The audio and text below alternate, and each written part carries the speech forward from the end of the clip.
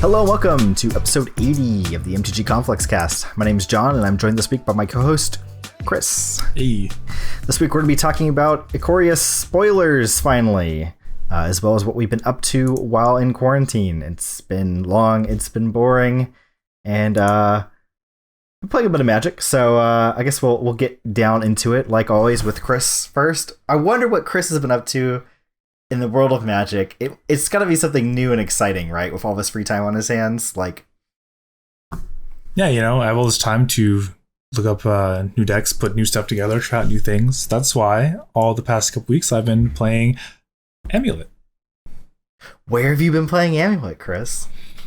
Oh, well, we've been playing good old-fashioned FNM, but not at the stores because that's illegal. Straight to jail. Believe it or not.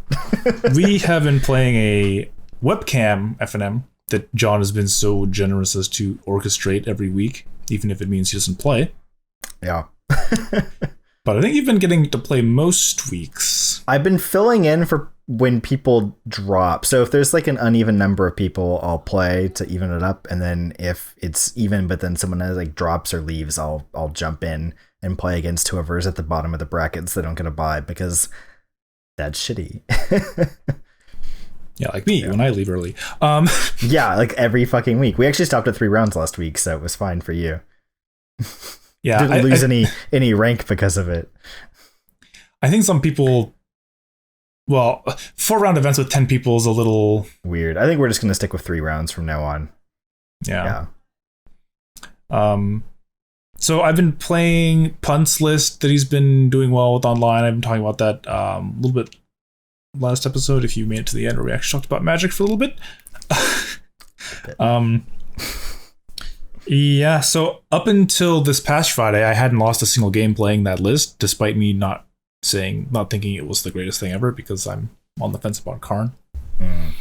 But then I kept winning, so I don't know. Maybe I'm just bad. I mean, probably. But then I finally lost a match and 2 games to Bring to Light Scapeshift, which I felt I should always be losing that matchup all the time anyway. Because I guess I'm not exactly on Punt's list because he has 2 caverns and I don't own 2 foil caverns, therefore I don't play 2 caverns.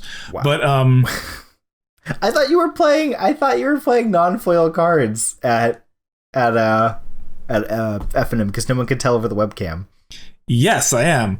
But I think I don't remember what I'm playing instead. It's filthy non-foil cards in your Amulet deck. What is this? Yeah, terrible. Unplayable. Yeah, so as it turns out, when your list doesn't have any counter magic in the sideboard, you're not as good against blue-based control decks. Wow. Mostly blue-based control decks that can kill you by resolving a spell. Yeah. So in the event that you're playing against like the Bant deck, right, having something like Karn is useful. You can rebuy threats. You can pull bullets from your sideboard against a deck that literally casts a 4-mana sorcery and you instantly die. Karn is not so good. No, not really. Although I did play against him the week prior, and I 2-0'd him easy peasy, get good, scrub. Easy peasy. Is there like any sweet artifact you can fetch against BTL Shift? That's normally played. I mean, I'm sure something exists, like Damping Matrix or something. Grafdigger's Cage is good against Bring to Light. Okay. But otherwise the plan is to get Coding and then just destroy their lands. Is it good? Doesn't it exile it, then cast it, or no? No, I don't think it exile. It's not a living end. Oh, okay. Huh. Yeah, I'm pretty sure it casts from the library. Okay, so that's good. Yeah, so that's good. But I beat him the week prior by just getting Coding and then just plussing on his lands and turning them into 0/0s. Excellent. Because your Valakut deck can't win if they don't have enough lands. Also, it's pretty good just in general against the control deck to blow up all their lands. Agreed. Especially with one as mana as heinous as the Bring to Light Scapeshift. Yeah, that deck's mana is a little bit aggressive. No snow here, right? Yeah, he wasn't playing any snow, which he should be, but hasn't gotten around to getting the the snowy cards, I guess. The astrolabes. What else am I playing against?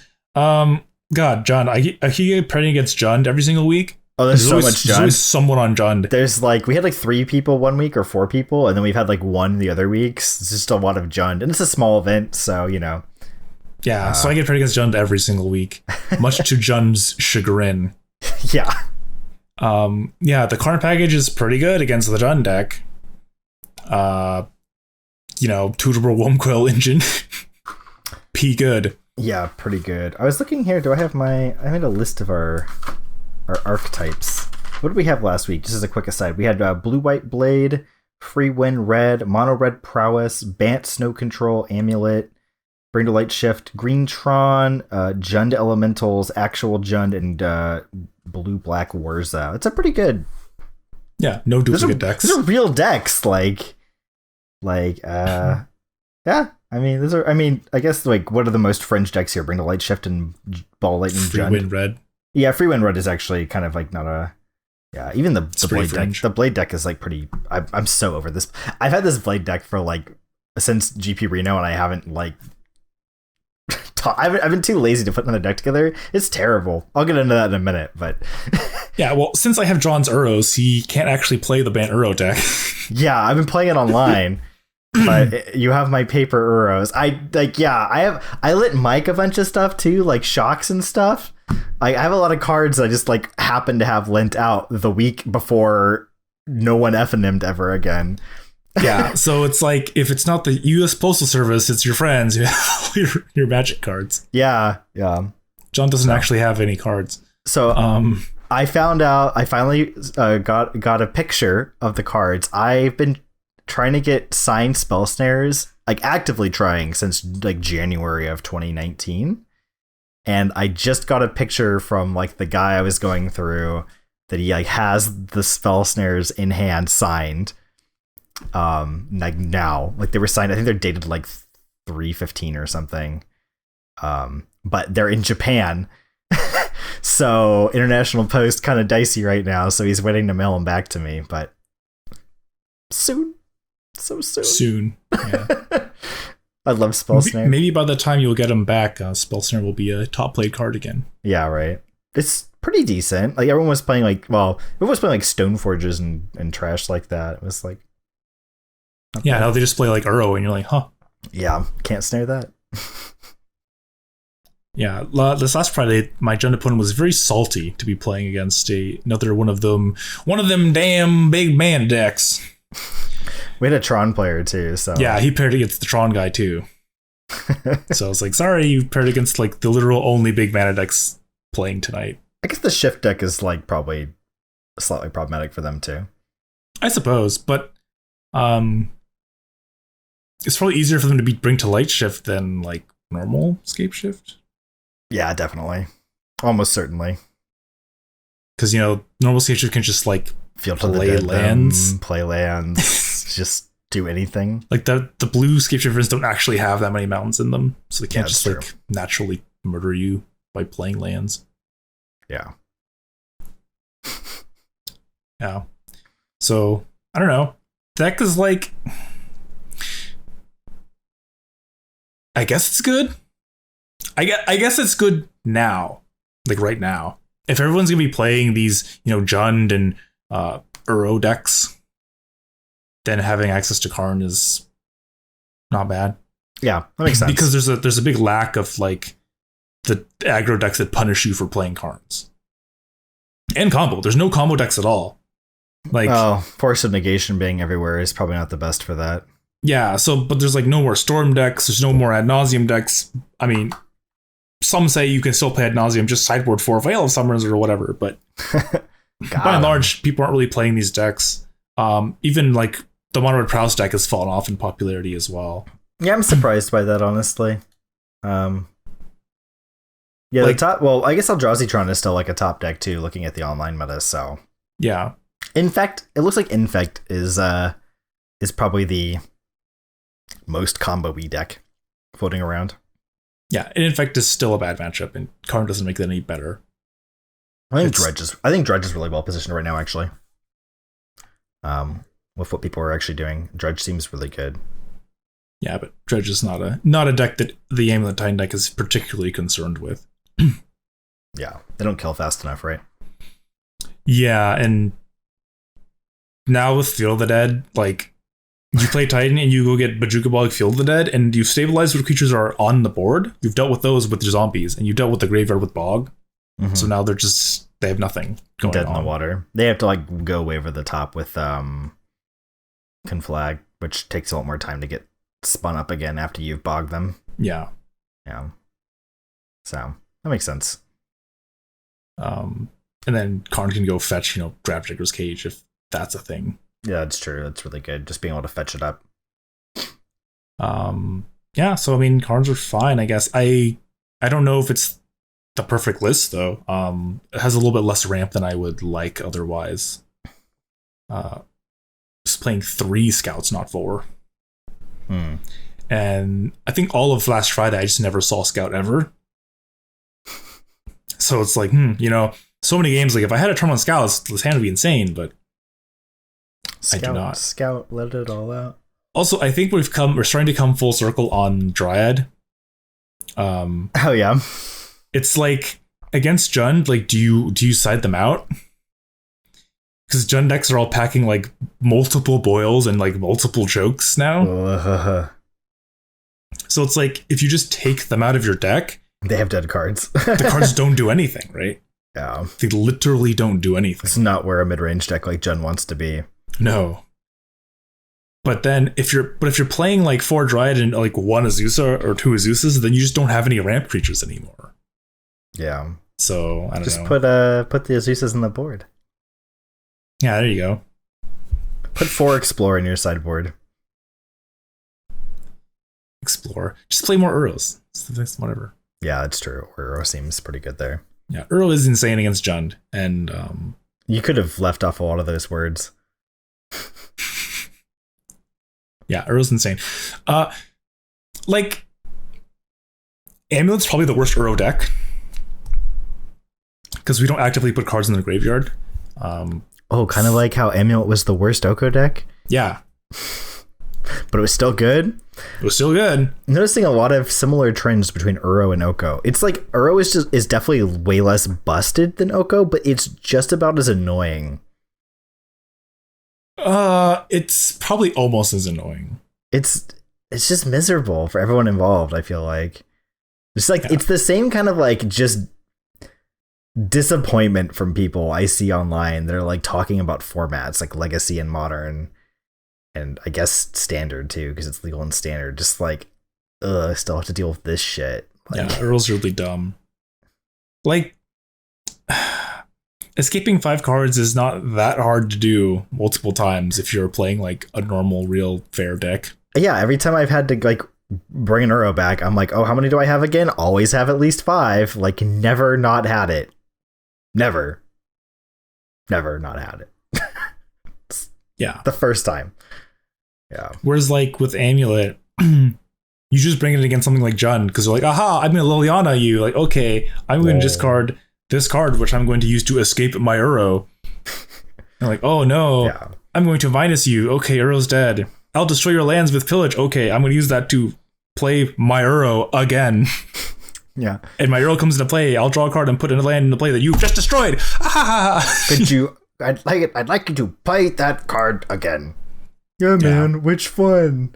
It was really gross. One week I was like, oh man, but Uro you can't really give it haste easily. Oh no. It's like, except what for a disappointment. Except for you, sometimes you can. That's so gross. It was like post Primeval Titan, so I already had blue, colorless, white, red. Plus, no, not colorless, but you just need land white red for the stronghold, right? Yeah, so I had like hasted a Titan to turn prior, and then it had subsequently been killed. So I bounced up the haste land to my hand. So I get to like untap, play my second blue source or whatever, and go like Growth Chamber, like Growth Chamber, blue source, forest, escape. oh, escape trigger, put this Slayer Stronghold from my hand into play, use my Burrow Scarce sitting here, give it haste, attack you, draw another card, put another land, put Fuel of the Dead in play, make a zombie. It's basically a Primeval Titan. It's better. No, it's not. It's not better. Well, no, but yeah. I was like, I just like hasted an arrow because of its own ETB. That's really dumb. That's quite good. Yeah. I was like thinking about what do I do here? It's like, oh wait, I can do the sick nastiest thing. How often do you get that feeling playing Amulet? I feel like it's pretty often. Yeah, sometimes I watch you play that deck, and it's like the scene from the fucking Grinch, where he's like, then the Grinch had an awful plan. It's always great. Like, it's always a great feeling when you're sitting there and you like come up with this line. You're like, oh, this line's like pretty good. And then you think about it for like half a second more, like, wait, no, we can be dumber. It's kind of like, I can attack you with this, like 2 amulets. I can attack you with a Titan and make it a 20 damage and you'll die. Or I could skill on them. If I have like, X amount of extra mana, I can just transmute for a second Titan and attack with both and double strike both. So he's super fucking dead. Thus playing around fringe cards that no one's going to have in their deck. Like, yeah, it's like, it is technically better because what if he has Ambush Viper? Or like Pact of, the fuck is the Black Pact? Slaughter Pact? Slaughter Pact, yeah, like... It's like, oh man, like maybe he's at 20 and he has like a flash blocker, then he won't die. Oh, better get the second Titan so he's dead. Yeah. Or like, oh man, but if he has removal, that way the Titan will still hit him for, 16, and he will have like fetch shock to do so he'll be at 1. But I'll have my Azusa left over to attack him next turn. It's fine. What if he has White Shoal plus Sarah Avatar in hand?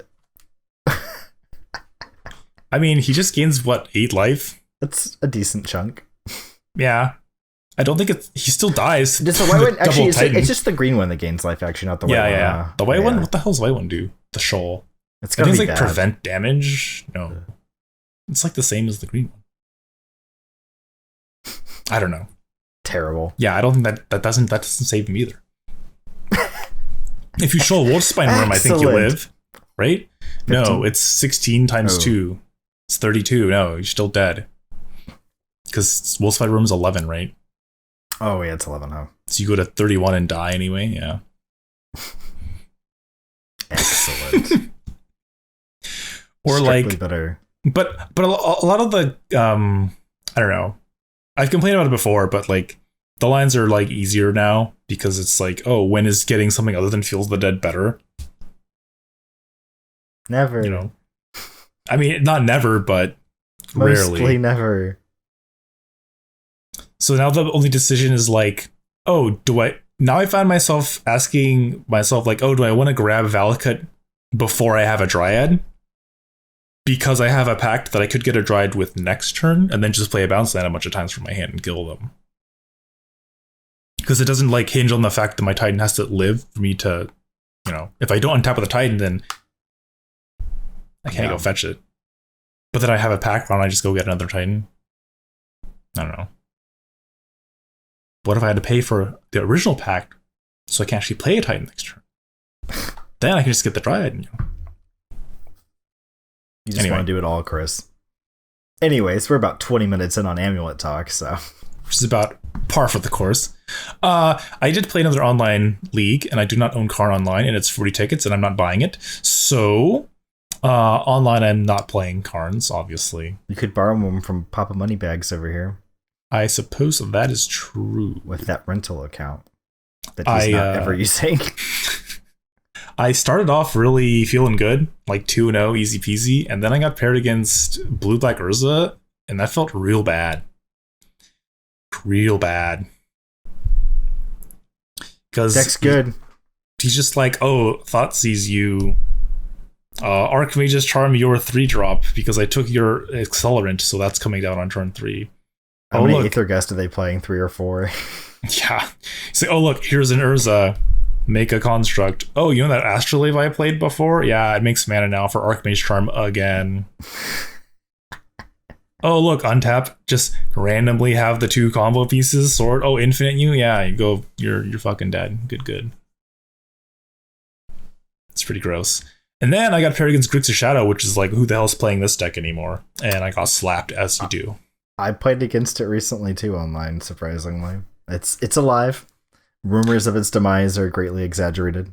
And I still stand firm on my belief that Grixis Shadow never doesn't have Teamer Battle Rage. Of course they do. It's always rotting in their hand. They always have Teamer Battle. You live or die by the TBR. It's always in your hand, either being completely useless or winning you the game. Well, against me, it's usually winning the game. God, that card. What a miserable card. I hate that card. Yeah, Feast or Famine. Yeah. But I did manage to bring it back with a 3-2, so hashtag free roll. Yeah, Teamer Battle Rage basically has Companion in that deck. You just have it every game. So annoying. Except it's worse. Because it's actually in your hand. You actually had to like draw it, yeah. Oh man, I almost got bamboozled once by a defensive TBR. What the fuck? For the first strike? Yeah, to like trade with a double striked Titan. I was like, wow, I was not expecting this to be a thing to like I had to deal with. Amazing. Because like if your Shadow's like a 7/7, right? And I'm like, oh, I attack you with my, even if it's like an 8/6 Titan, you're like, oh, TBR it. You're like, huh. That's quite good. So your Shadow wouldn't, I mean, if it's a 6/6, then your Shadow doesn't even die. Like, ugh. That's bad. Yeah. It's hot. That's what that is. I don't think it worked out for the opponent in the end, though. Yeah. Because you had a Titan, so. Because Primeval Titan is absurd. Yeah. Yeah. Anyway, what have you been playing recently, John? So I've been running our FNMs, which has kept me from playing in some of them. By the way, quick plug, if you guys want to play in our modern online FNMs, you just have to have a webcam, Zoom, and a modern deck. Hit us up on one of our social media outlets. I will send you the info. You can play with us. Be a nice person. No cheating. Scouts code. There's no stakes, so yeah, no stakes. No stakes. Just you get to play paper modern Magic with people who have reasonable decks that they're practiced with, which is kind of nice. So yeah, hit us up and I can shoot you the info so you can join us for that. We've been getting about 10 people, so I'd like to boost the numbers up a little bit. I think I could pretty easily get it up into like the 20 range, and it wouldn't really be much more of an issue to manage. So yeah. But I've been playing, when I do play, I've been playing Blue White Blade, and I hate it. It's terrible. I hate it. Got spell quellers, terrible. Stoneforge, not a big fan, honestly. Just been really disappointed with the deck. I would much rather be playing Bant No Blade, the Bant control deck, with no Stoneforges or equipment. And I've actually been playing that online. I got my first 5-0 with the deck recently. I'm playing like an old McWin sauce list. I didn't really tweak it. I just kind of ran it back. I really haven't played much Magic. I only played a couple leagues since we've been in quarantine, so pretty good. Pretty good record, all things considered. So I was very happy to get my 5-0. The deck felt really powerful. Played against like real decks. I didn't really play against like random garbage or anything. I just really like that you get to play more counter spells when you're not playing Stoneforge. You get more Archmage's Charms, and without, you don't really need Stoneforge. You have Uro. Uro's great. What a great win con. And the sideboard's disgusting. It's everything that's wrong with 2019 Magic. You've got Dovin's Veto, Veil of Summer. You can play Aether Gust if you want to play Aether Gust. You could play Ashiok. You just got all the really stupid poser cards that they've printed. Plus, you get to play Celestial Purge, and it's just miserable. It's just really miserable, man.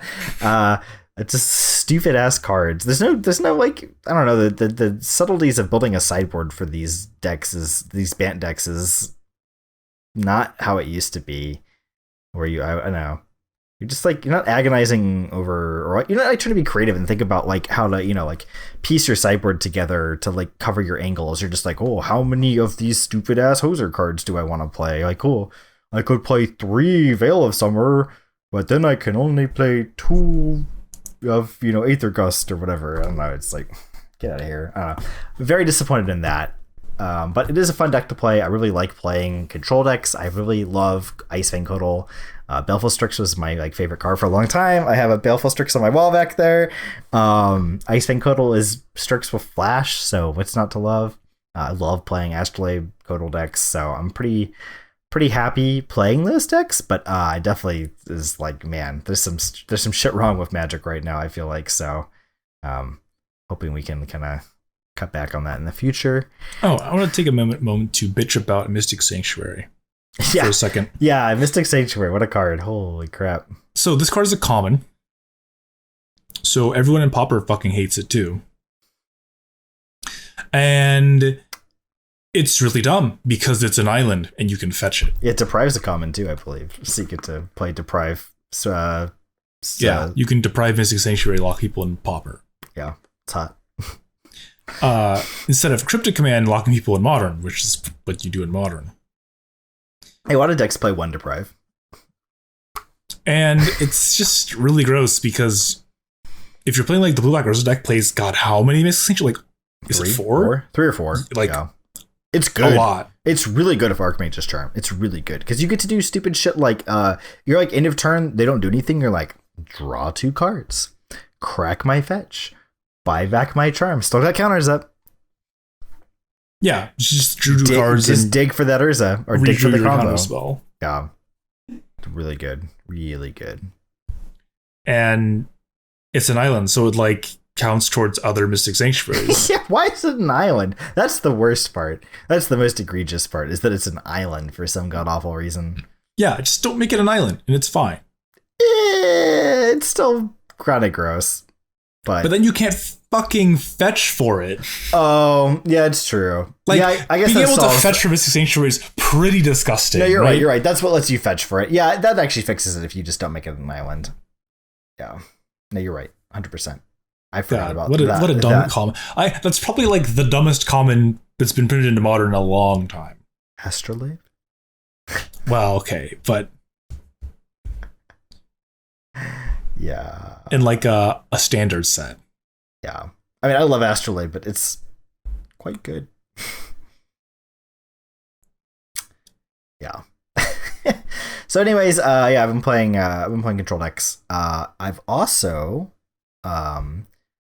been playing some weird stuff for not a format that you've heard of. I guess I'll get into that at the end, but I'm prepping for an event in a kind of a weirdo format, so I guess I'll kind of dive into that at the end of spoilers as its own topic. But I've also been doing a lot of deck building lately, so it's cool.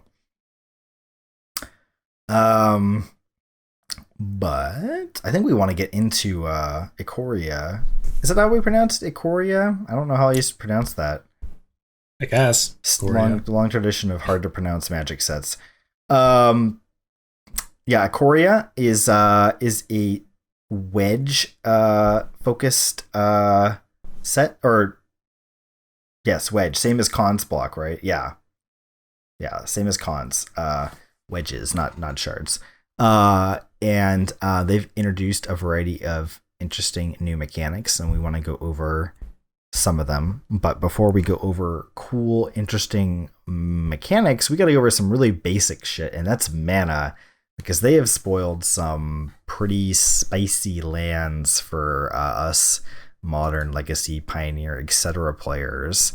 And that is I'm gonna put it up here on screen for the video people, but that's the Triomes, which are 3-color tap lands. They ETB tapped. They make the color of their wedge, but they have basic land types, so they are fetchable. And because that wasn't good enough for some reason, they just threw cycling for 3 colorless on there, because hey, why the hell not? Yeah, why not? Why not? Not good enough without cycling. It's a mechanic from the set. Got to give everything cycling. That's cycling, very important, flavorful, topical, thematic, Yeah, I don't know why they have cycling. It's just absurd to me. But yeah, these are definitely the best typed lands I think we've gotten since Shocks. Yeah, probably. I think so. They're probably better than like the Tangle lands or Tangle lands, yeah. Or the 2-colored fetchable cycle lands. Yeah. I think these are the best. I think this is the best set of lands that we've gotten since Shocks, and obviously the new fetches, but we'll consider that separate. So since Shocks, I think these are the best lands we've gotten.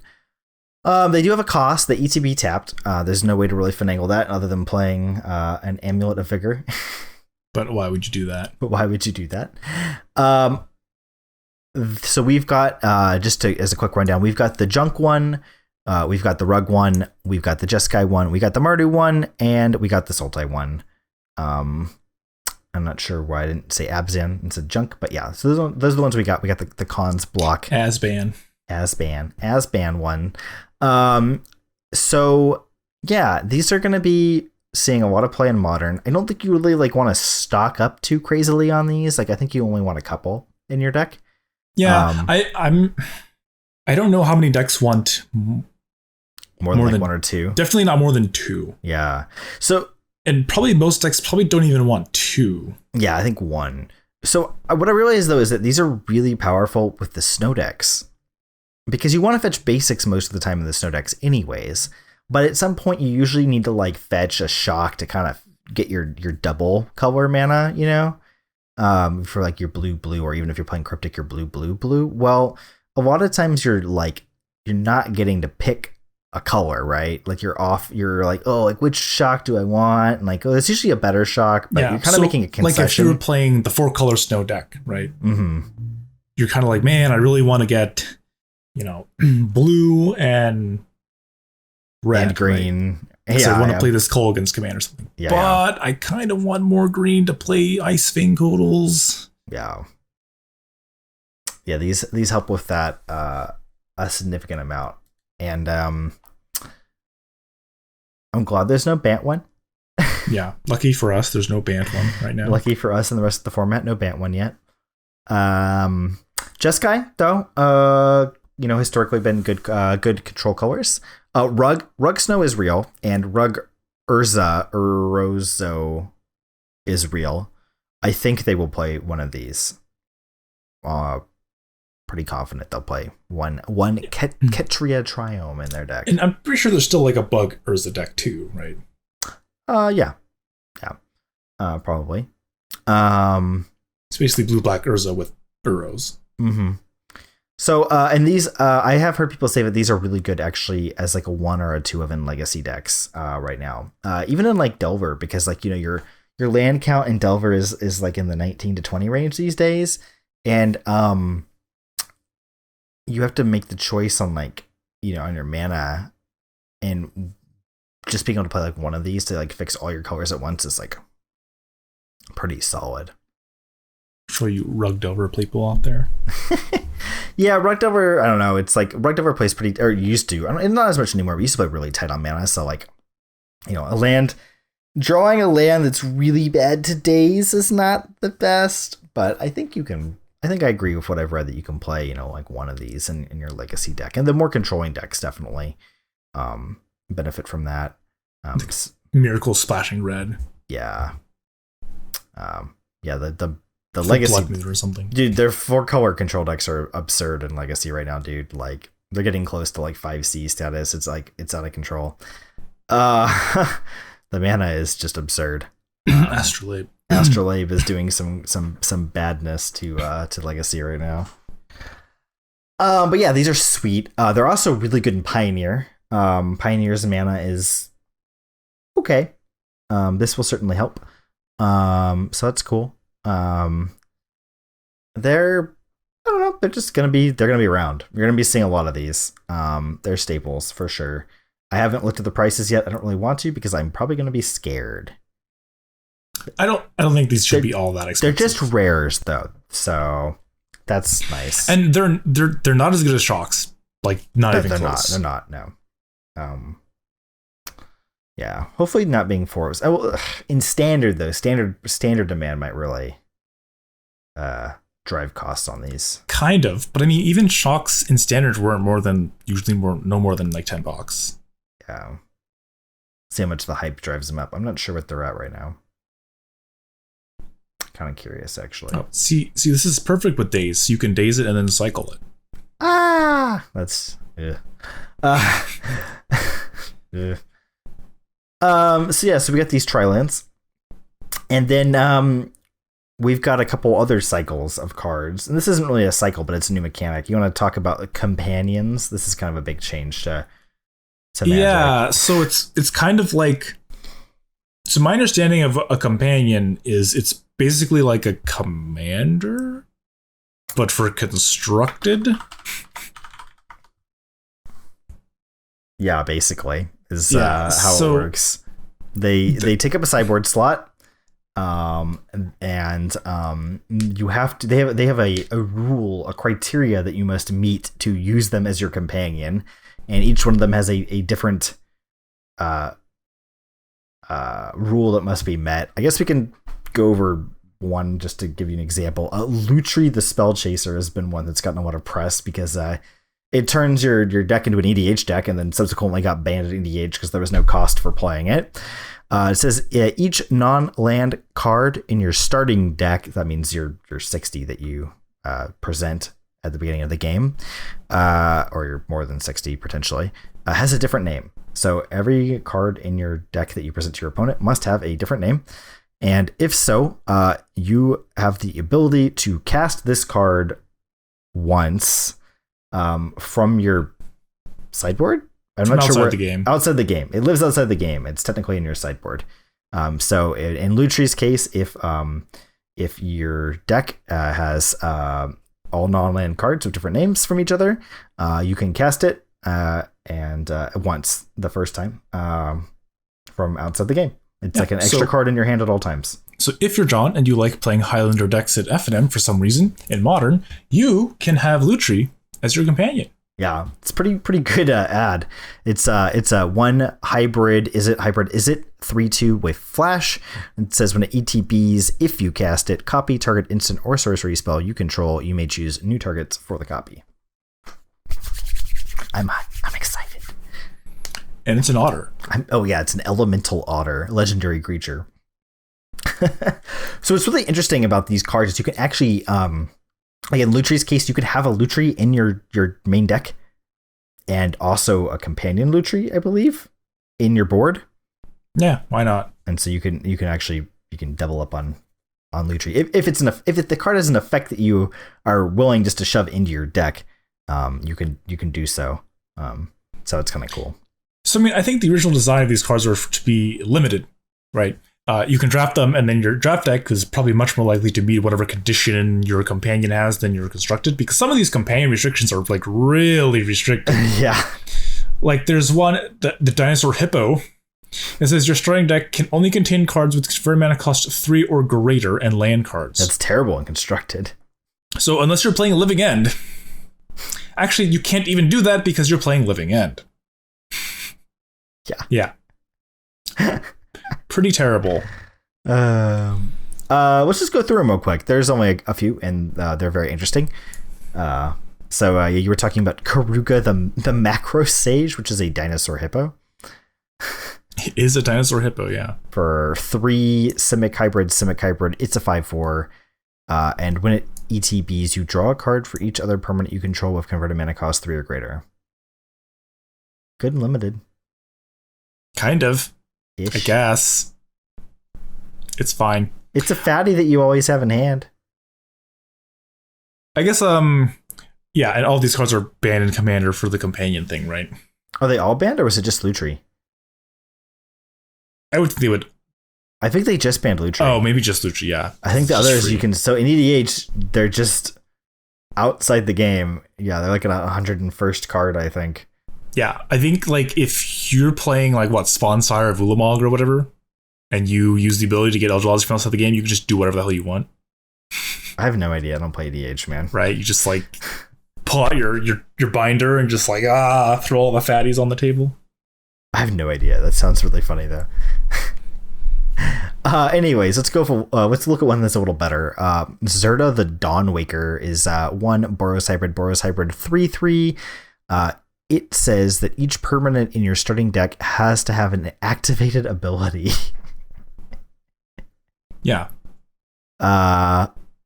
It's kind of a big ask. Yeah. So tapping lands, says each permanent that includes lands, is tapping for mana is not. Tapping for mana is an activated ability. It is, okay. Yeah, so it works. Okay.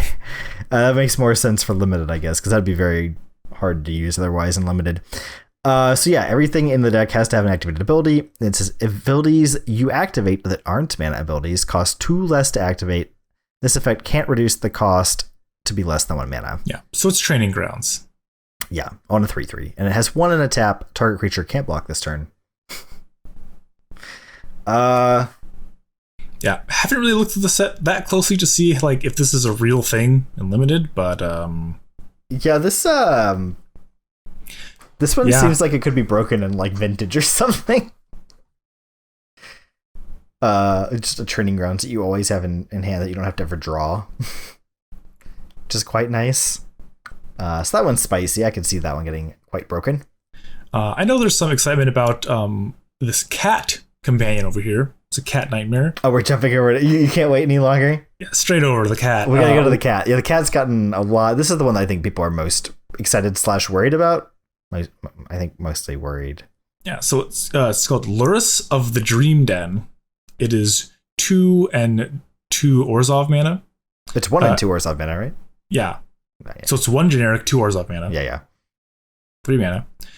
Its companion clause is each permanent card in your starting deck has converted mana cost 2 or less, so the opposite of the Hippo.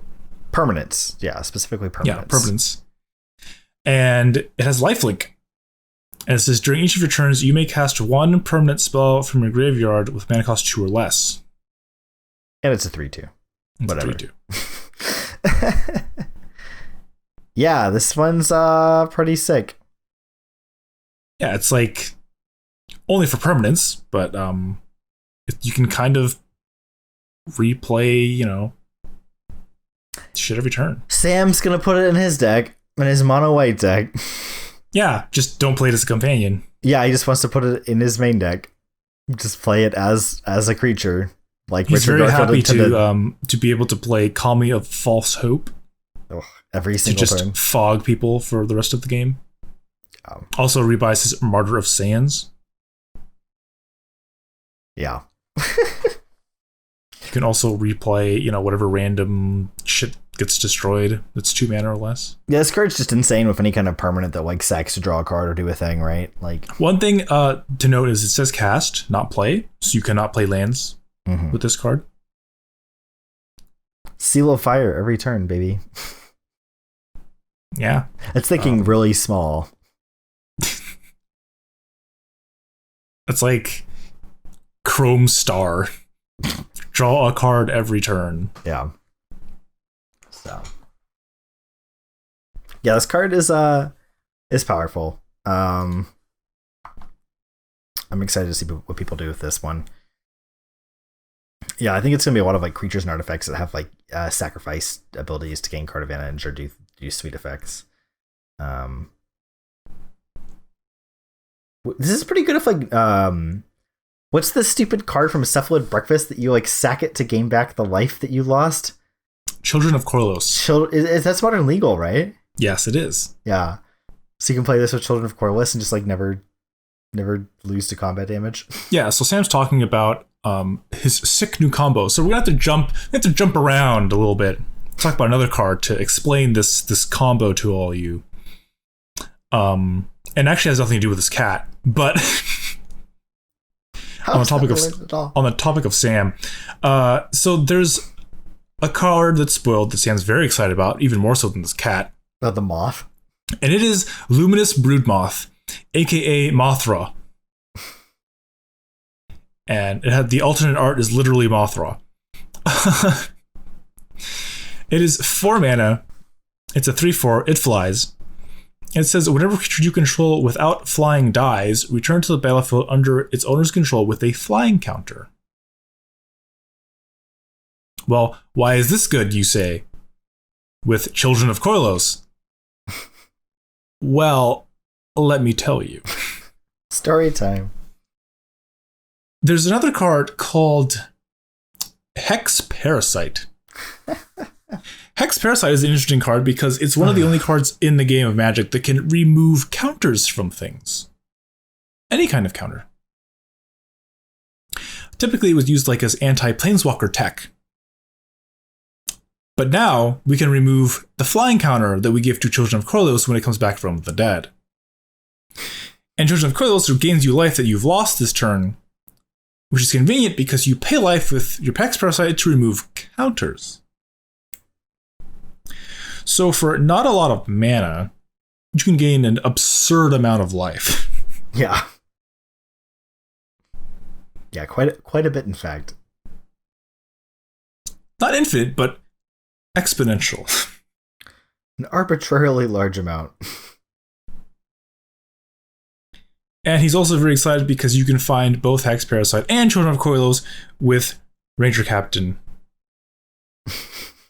Or just get them both with Ranger Vios.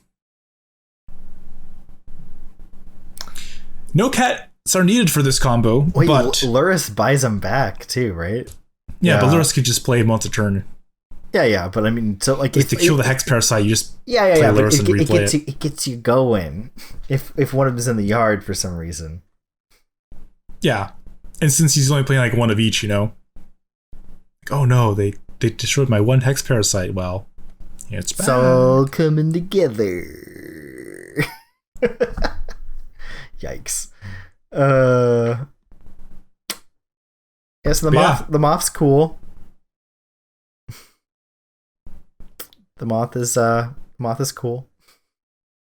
I mean, there's a bunch of other companion cards here too, but actually, I've heard a lot of people talking about Yorion Sky Nomad. Because this one's great. It's a 4/5 for 3 hybrid Azorius, and its clause is your starting deck contains at least 20 cards more than the minimum deck size. So you all need to show up with an 80 card deck to play Yorion. Is this card also banned in Commander's Companion? No, I don't. I think they literally just banned Lutri last I heard. I thought like the format rules of Commander was that it's 99 cards plus your Commander. I just don't think it works. Right, so that you just can't. I don't use it as a companion. I just don't think it needs to be banned because it just doesn't do anything. Yeah, I think is how that works. Yeah. Well, yeah. So I'm not saying like it's banned per se, but like you're not allowed to use it as a companion because the rules of EDH say you cannot have a deck that has more than 99 cards in it. Right? Yeah, I don't think so. Stupid EDH, always ruining the rules. Oh yes, EDH ruining fun for everyone. And Yorion's text, he's a flyer, or it's a flyer, I should say. When an ETBs exile any number of other non-land permanents you own and control. Return those cards to the battlefield at the beginning of the next end step. So it just flickers your board for the turn. It flicker wisps your board. And so if you have something else that flickers the Yorion, you can start getting some stuff going there. You got a stew going. You can abuse some ETBs. So it's not quite a World Gorger Dragon, but Sam Black is really hype about this card. I will tell you that. Oh, I bet he is. Sam Black is real excited. You know what else is great about this card? It's a bird serpent. Yeah. Serpent bird. Bird serpent. Serpent bird. Bird serpent. Bird serpent. Bird serpent. Let's play this in our 80 card Swan deck. So you can draw more cards of Swan.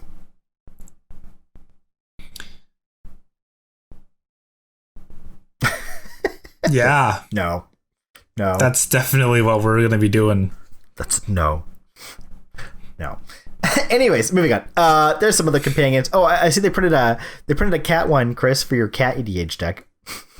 Yeah, the problem. Okay, so each creature card in your starting deck is a cat, elemental, nightmare, dinosaur, or beast.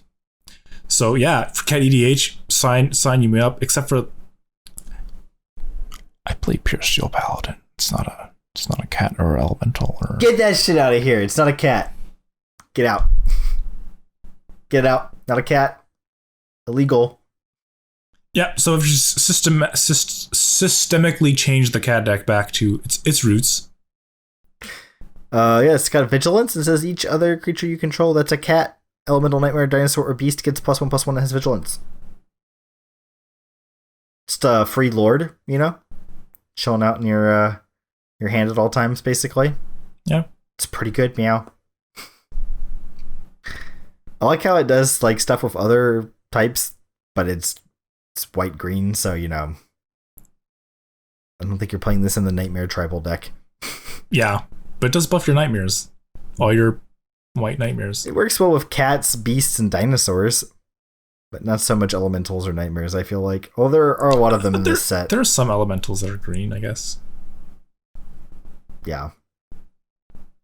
Like this elemental elk over here. Elkamental. Anyways, the rest of these cards are interesting, but not like super exciting. So they've also printed. Okay, but that does remind me of the one campaign that says like your deck has to have even your mana costs. Yeah, which led to a bunch of arguing about whether 0 was an even or an odd number. Yeah. I'm not sure how that one was ever an argument. For those of you at home who don't know the answer to that question, shame on you. And it's even. So I was talking to someone about it, and they were like, I don't understand why people would even think this, because even if you Google stuff like 0 is an odd number or 0 is not an even number, you just get results that are like, no, fuck you, 0 is even, you're stupid.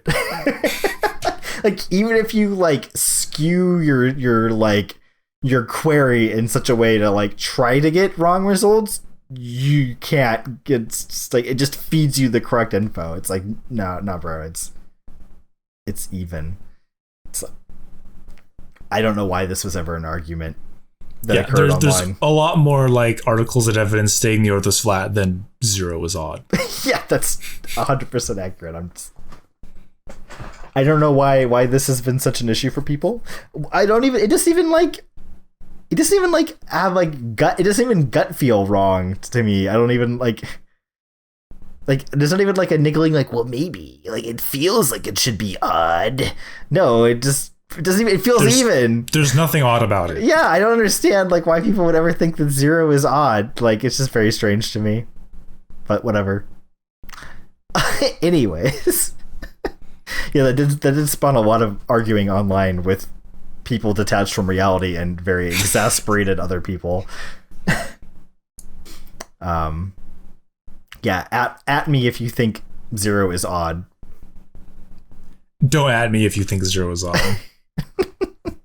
I could use the free entertainment on Twitter. Not enough drama on Twitter already, let me tell you. There is. That was a lie. There's a lot of drama on Twitter. Well, speaking of their cycles, with the new Wedge set, they've printed new ultimatums. Oh boy. Up till now, we've only had the Shards ultimatums. But now, after Karons had failed us in providing ultimatums themselves, we finally have Wedge-colored ultimatums. Exciting. They're a lot better than the old ones. Power creep. Kind of. Some of them are. Pretty good. So this one has some exciting text on it. The Mardu one. So all the ultimatums are 2, 3, 2 in the respective color wedges. So Mardu being triple white, 2 blue, 2 black. You mean 2 red? That. It says destroy all non-land permanents your opponents control. Yeah, it's pretty hot. It's like Plague Wind, except for one-sided. Everything. One-sided. Plague Wind is one-sided. Oh, that's right. You're right. But it's only creatures. This just blows up everything that's not a land. Yeah. EDH players rejoice. Yeah, this goes in Marchesa, right? Yeah, why not? Yo, it's Mardu colored. It's EDH. We can afford a 7-mana spell. Why not? Next, we have the Teamer colored one. It's called Genesis Ultimatum. I guess I should tell you the name of the Marty one. That was Ruinous. Ultimatum. But Genesis Ultimatum, Teamer colored. You look at the top 5 cards of your library. You can put any number of permanent cards among them into the battlefield, and the rest into your hand. And you exile the ultimatum. Get that shit out of here. No shenanigans. Yeah, not again. Not again. Only once. Yeah, so it's 7 mana. Either. So what's the worst case? 7 mana, draw 5? Yeah. It's pretty good still. Like, yeah, it's not great. It's fine. It's fine. Yeah, it's not great, but it's basically Blue Sun, 7 mana, draw 5. No, Blue Sun's worse. It's triple blue. It's also an instant, though. This is a sorcery. It's a sorcery, yeah. Yeah. It's Spring to Mind. Ha. Yeah, this card's pretty powerful. I'm sure we're going to see people trying to do busted shit with this very soon. Yeah, people talking about standard the Teamer Fires deck. Ooh. Yeah. Seems good in Fires. Seems gross.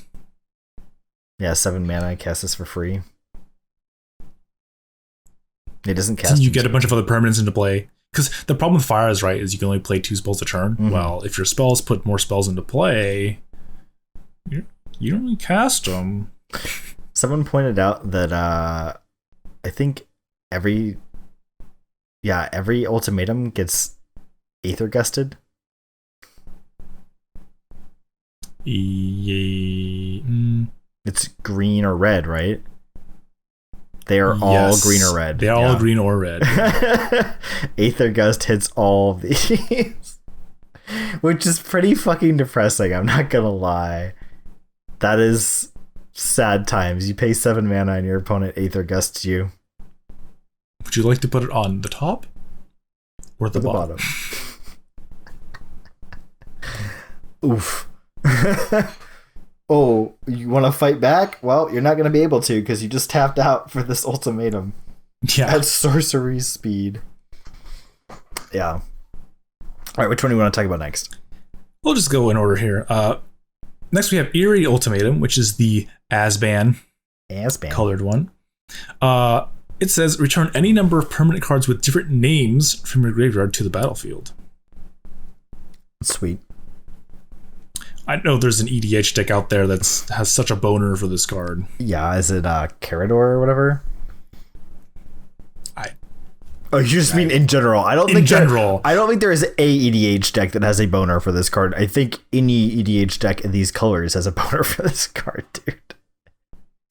Yeah. Yeah, it basically just says put all permanents in your graveyard back into play. Yeah. Non-land. It's pretty fucking good. Non-basic land permanents, I guess. Yeah. Or you get one. You get one of each, basically. One of each. Yeah.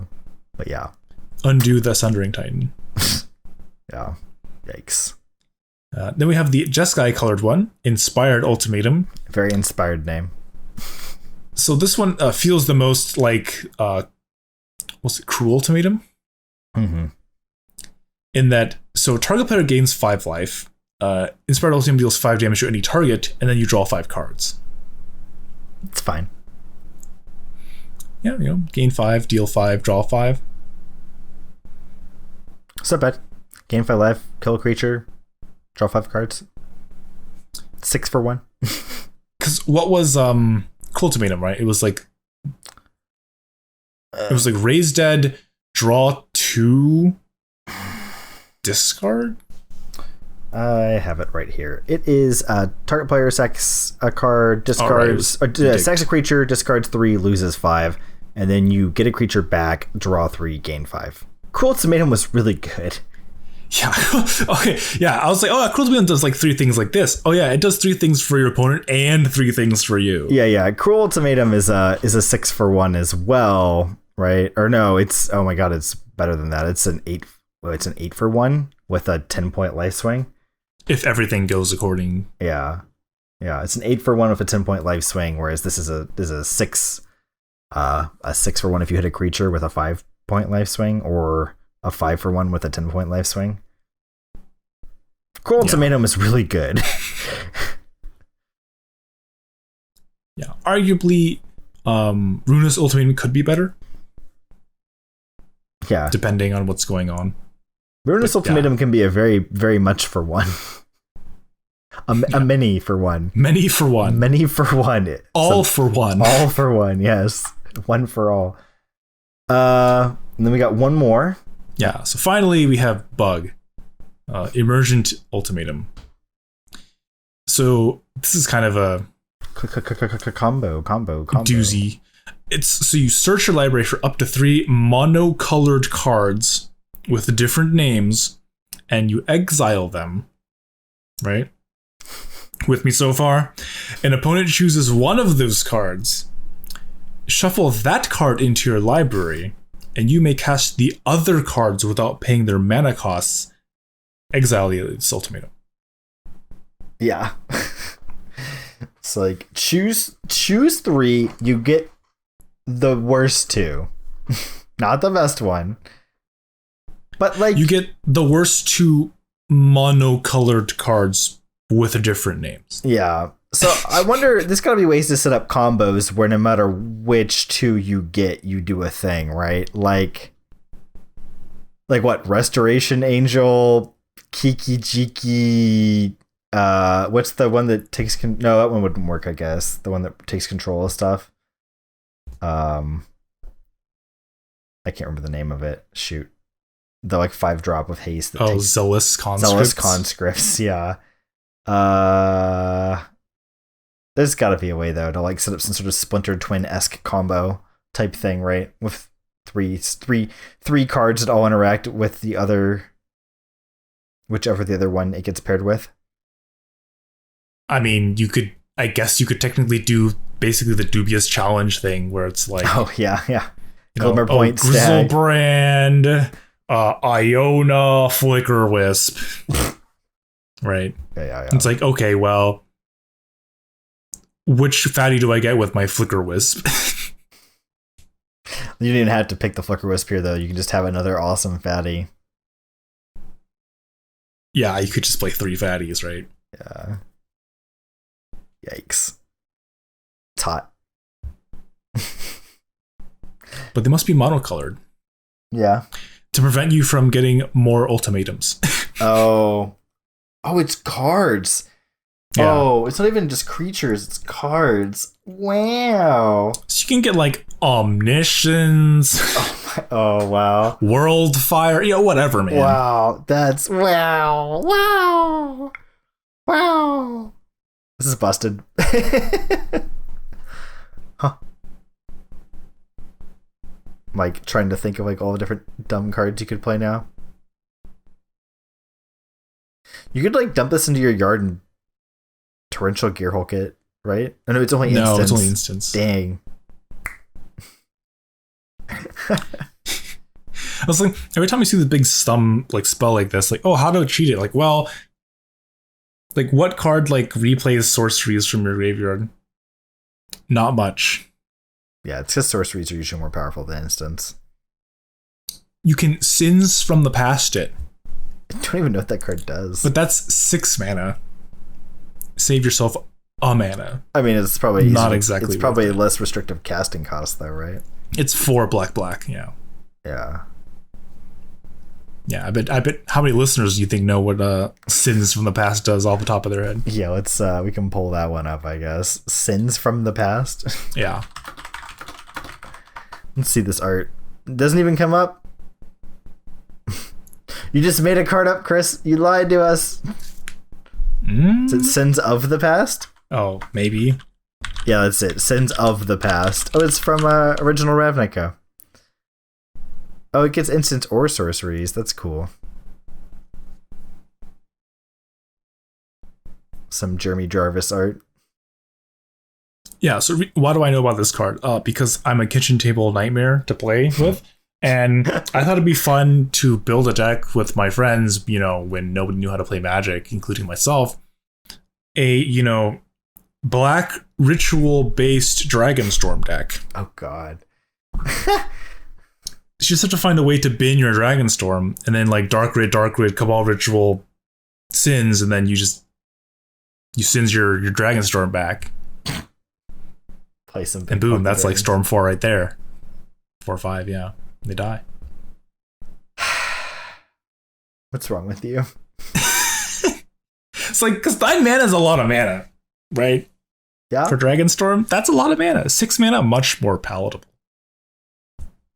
The fact that it cost a lot of mana and you wanted Storm was just a feature because you just ritualed up to the mana and then you had your Storm taken care of. Bada bing, bada boom. Yeah. Casting the card enables the card. It's like it's basically a 1-card combo at that point. Yeah. Just add fast mana. There are a lot of cards like that in Magic, it turns out. That's why they banned all the fucking fast mana. Seething Song, we're looking at you. Yeah. Or was it Braid of Fire? The one that just like made more and more mana every turn, right? Isn't that what that did? I don't think that card's banned. How about they banned Braid? Am I crazy? I don't think so. How about they banned it? Oh no, I'm just bad. Because it makes the mana in your upkeep. Oh. Yeah. Put an age counter on it. Make a red mana equal to the age counters on it during your upkeep. I think Mana Burn was still a thing when they printed this, right? Yeah. Yeah. It's like, oh, it kills you eventually. Ooh. Not anymore. Not anymore. Yeah. Wonder what sweet instance you could cast if Braid of Fire. Not Sins of the Past. Anyways. Probably whatever your favorite dumb X spell. Yeah. Oh, you could cast Palaka Worm with it. Just need some green mana and a fetch land. Palaka Worm? You mean not Palaka, what the hell is the worm called? Panglacial Worm. Yeah, you just that's it. The classic Braid of Fire Panglacial Worm deck. Yeah. A staple from years past. Fetch. They're in the same set, actually, right? Yeah. Same block for sure. I guess there's set. Only one set in that. Yeah, it's the same set. It was the combo. They were just designed to work together. I'm sure. Just, Or you could just find 2 blue mana and play Expansion Explosion or something. I don't know. That is good. And then we'll talk about these mythoses next, I guess. Sure, it's like another little cycle thing going on. Yeah. Get this font of Mythos out of here. One thing is these Mythos, the art is sick. Yeah, Seb McKinnon got to do the art for all of these.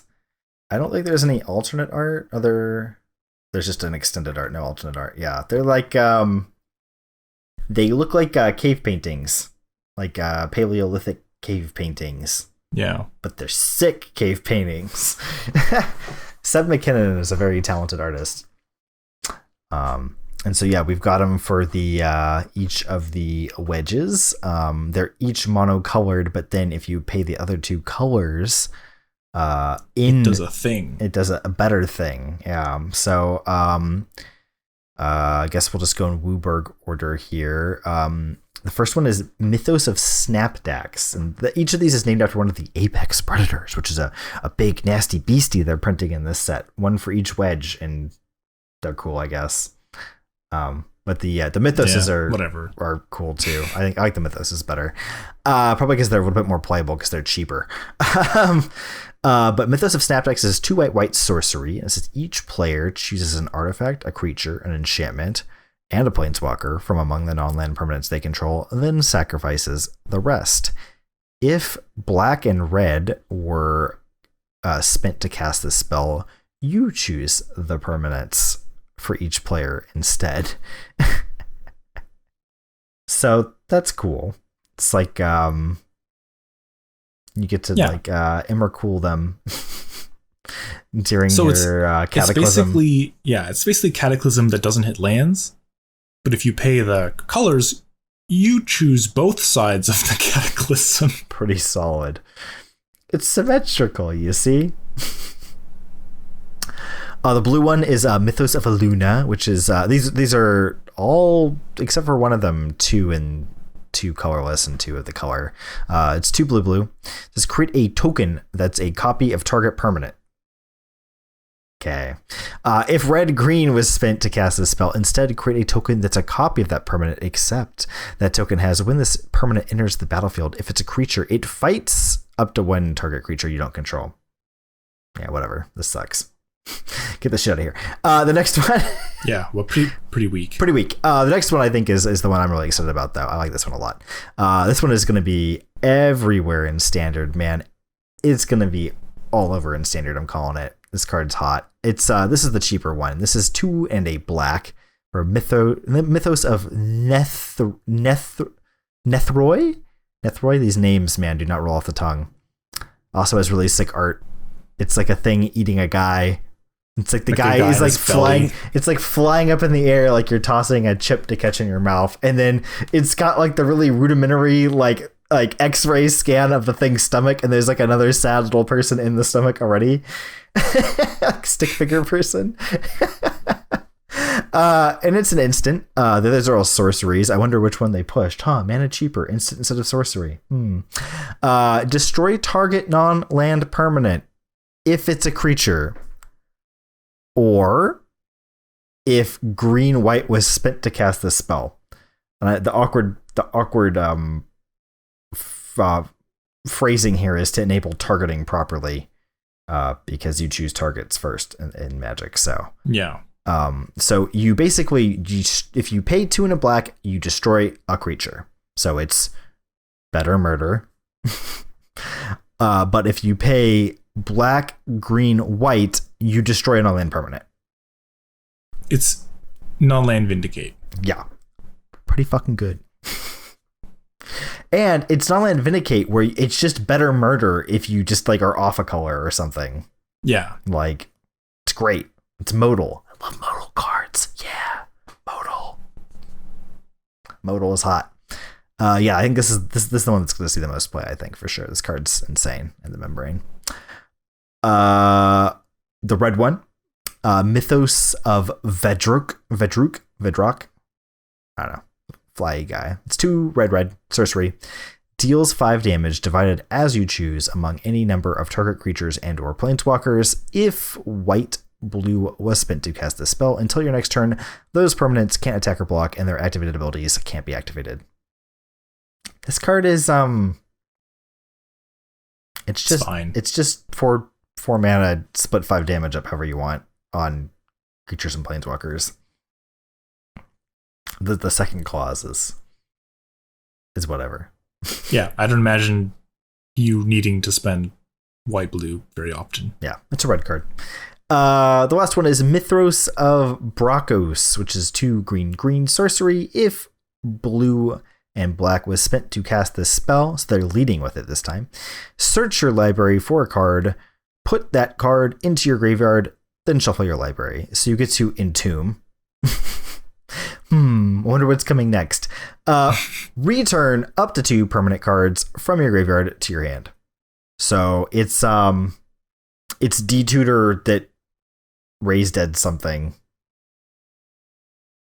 but better. It's regrowth. It's not even regrowth stapled to DT. Yeah, and entomb if you pay the extra. Yeah, I guess you don't even have to like regrow what you entombed if you don't want to. No, but it has to be permanence. Mm-hmm. This one's potentially quite powerful too. Pulling stuff out of your deck and then putting it into your hand is always really good. It's a little expensive, but it's not the worst. It is usually a 2-for-1 though, so yeah. And standard is usually a little light on these kind of tutor effects, so I could see this being quite good actually in a more late game deck, slower deck. I mean, it's like Diabolic Tutor plus another card. Mm-hmm. But everyone gets to see what it is. Also, you don't target what you get, because if you did target, you couldn't get what you entomb. Mm-hmm.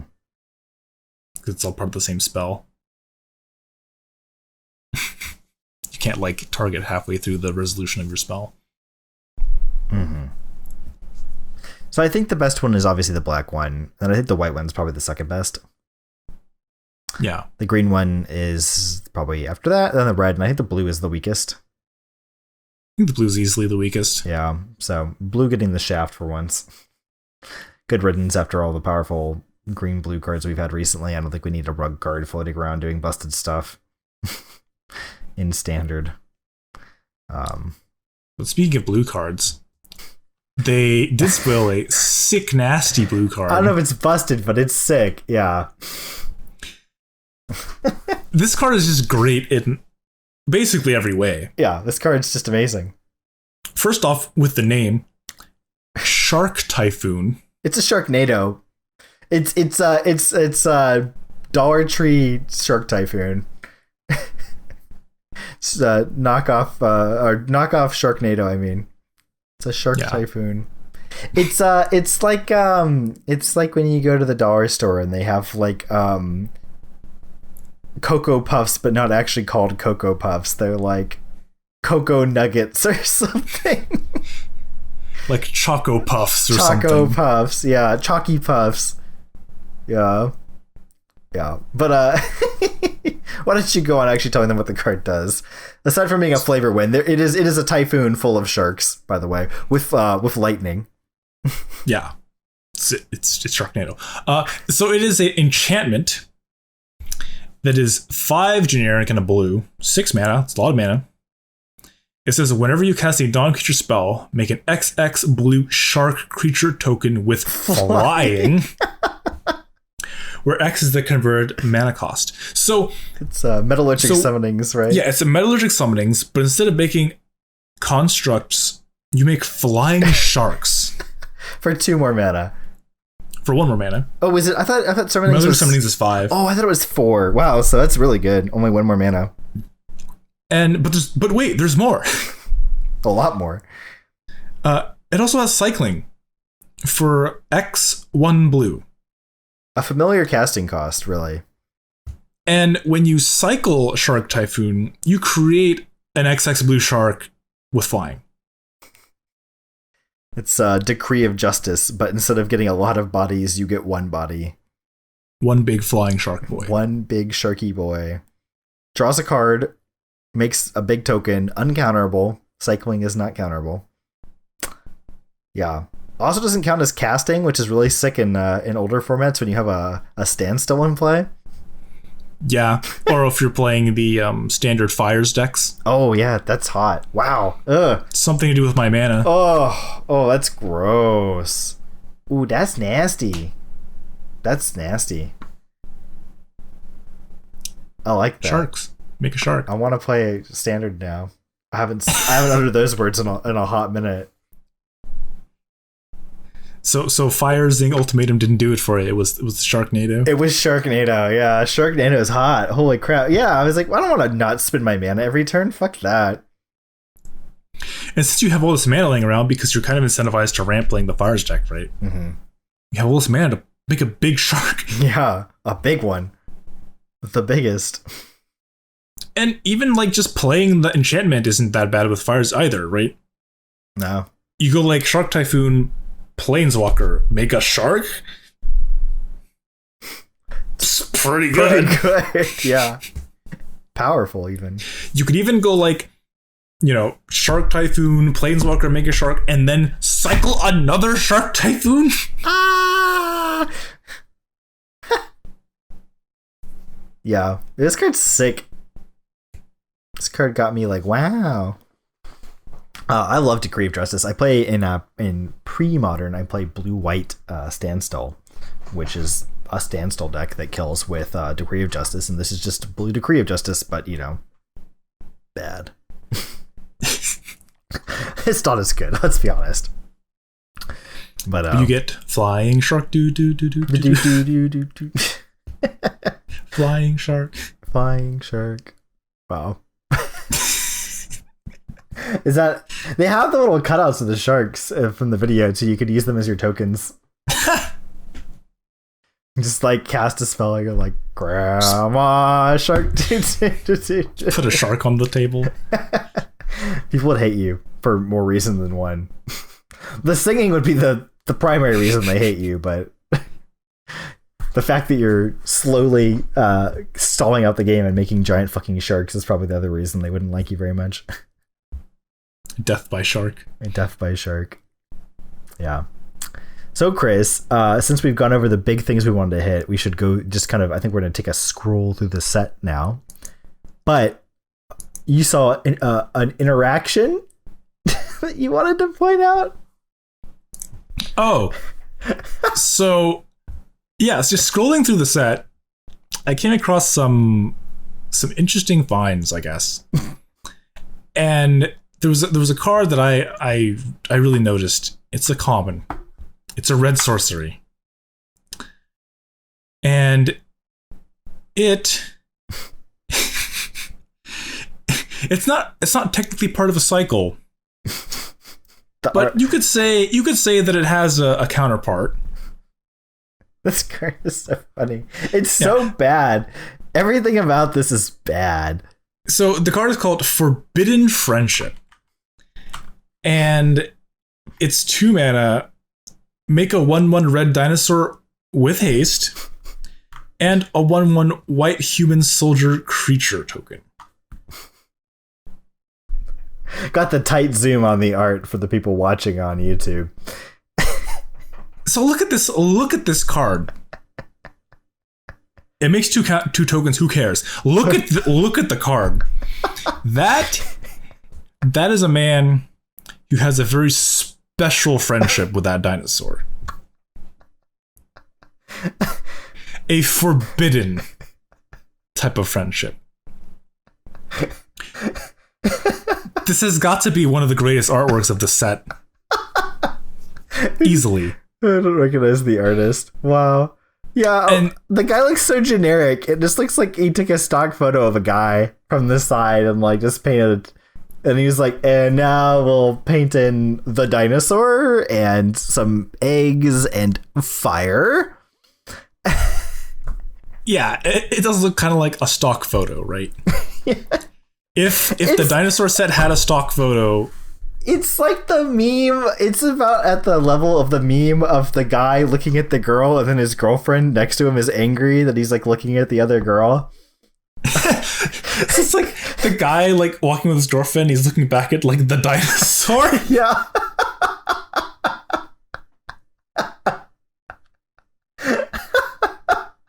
This card. And the flavor text is terrible. It's the worst flavor text I've seen in a while. The two looked at each other, and neither fled. I see, the soldier murmured. We're both just fighting for our survival out here, aren't we? The flavor text in this set is actually just bad in general, but this one is a gem of badness. But John, the saga continues. There's more. The story does not end there.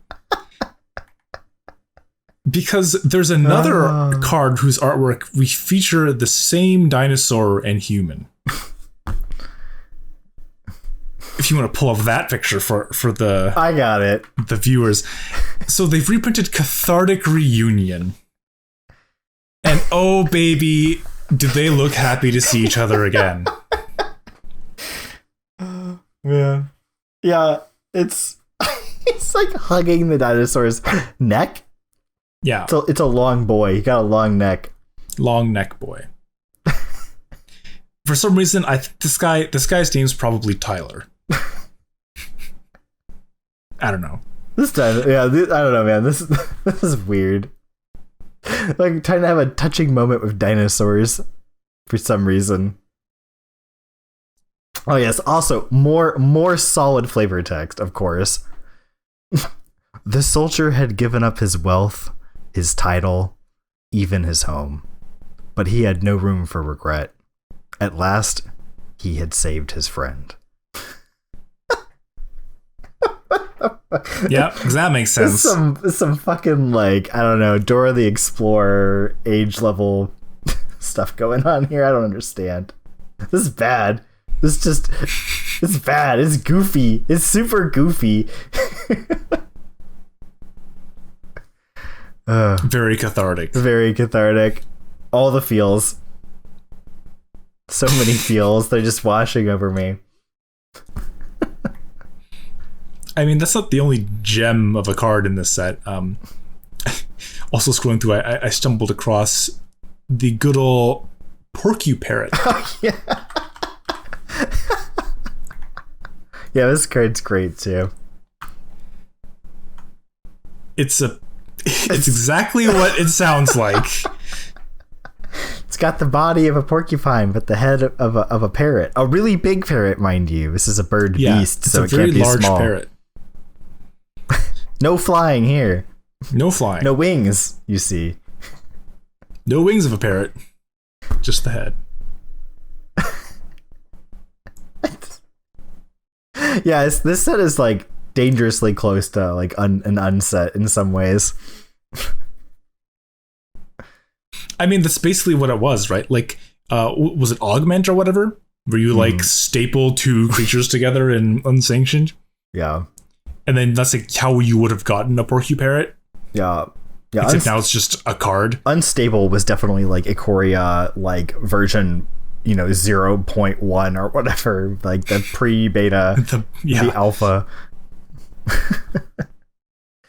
Let's talk about more than just bad flavor text and art, though, because there are some cool cards in this set. I think that like mechanically, the set is interesting and flavorful, and I like what they're doing at different rarity levels here. I think it's gonna be a good set, but yeah, there is definitely some goofiness and some cheese here. little pulpy, little campy. Some easy prey, perhaps. Yeah, you want to talk about easy prey? What color is easy prey? I got the set pulled up from in Wooburg order. It's a 2-mana black card. Destroy a target creature with converted mana cost 2 or less. Cycle for 2. Yeah, it's uncommon, so it's a little hard to get. It's like a frog. So it's another meme. It's the fucking meme of all the people sitting in the church pews with the guns behind each other. And then there's like a sniper up in the balcony. There's like a frog eating a bug, and then there's like a guy behind the frog thing about to hit it with a sword, and then further back behind the guy there's like a giant dinosaur about to eat him. And then if you zoom way out beyond the art, there's probably like a meteor streaking in. To wipe out the dinosaur. The Shivan meteor. Yeah. It's on suspense still. You can't see it here. What I want to actually talk about a little bit is right next to it is Ominous Seas. It's a 2-mana blue enchantment that does absolutely nothing. What is this card? What do you have these pulled up on? That isn't even in alphabetical order. Mythic. Oh, you're on Mythic Spoiler. We can do that, I guess.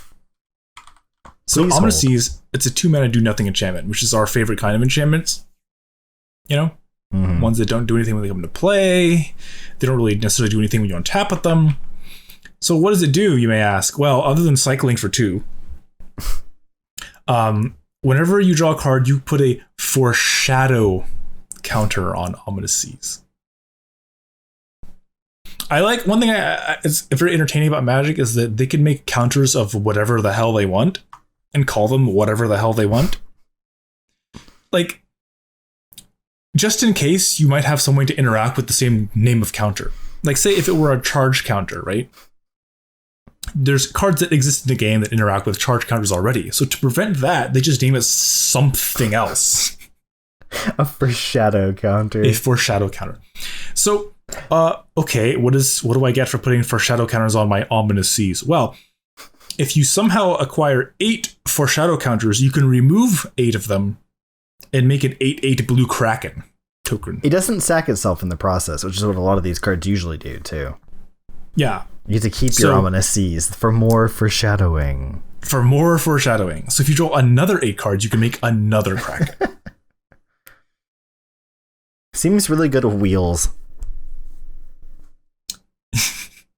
Yeah, get you a time spiral. Yeah. Oh, wow. That's good. So one thing I was shooting the shit with some of the guys about was, CC, you just play Ominous Seas in your Burning Inquiry decks. Ugh. So not only does everyone get to play fun Magic because you're casting Burning Inquiry again, you put a bunch of counters on your Ominous Seas. So there's a little bit of like, the deck kind of like disappeared off the face of the earth, but there was like this red Burning Inquiry Underworld Breach deck running around. Yeah.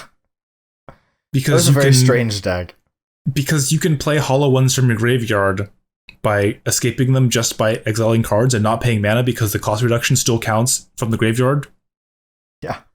Because that's intuitive. And Magic. You can also play what the hell's it called? Runaway Steamkin. So you can just infinite your Burning Inquiries because you pay a red, put a counter, pay a red, make a counter, pay a red, make a counter, remove, make 3 red, and you just keep doing it over and over again, and you just exile 3 cards that you discard off of your Burning Inquiry just to keep doing it over and over and over, but everyone's doing it. So if you have more cards in your deck, you just deck them. But if you have your Flameblade Adept in play, it gets big. Big boys. Big boys. Also, you can play all your hollow ones that you discard. And now you can make Krakens. Yeah. Why not? Unleash them. Release them. But wait, John. We can play this in Swans. That is a thing. Scred my Swan.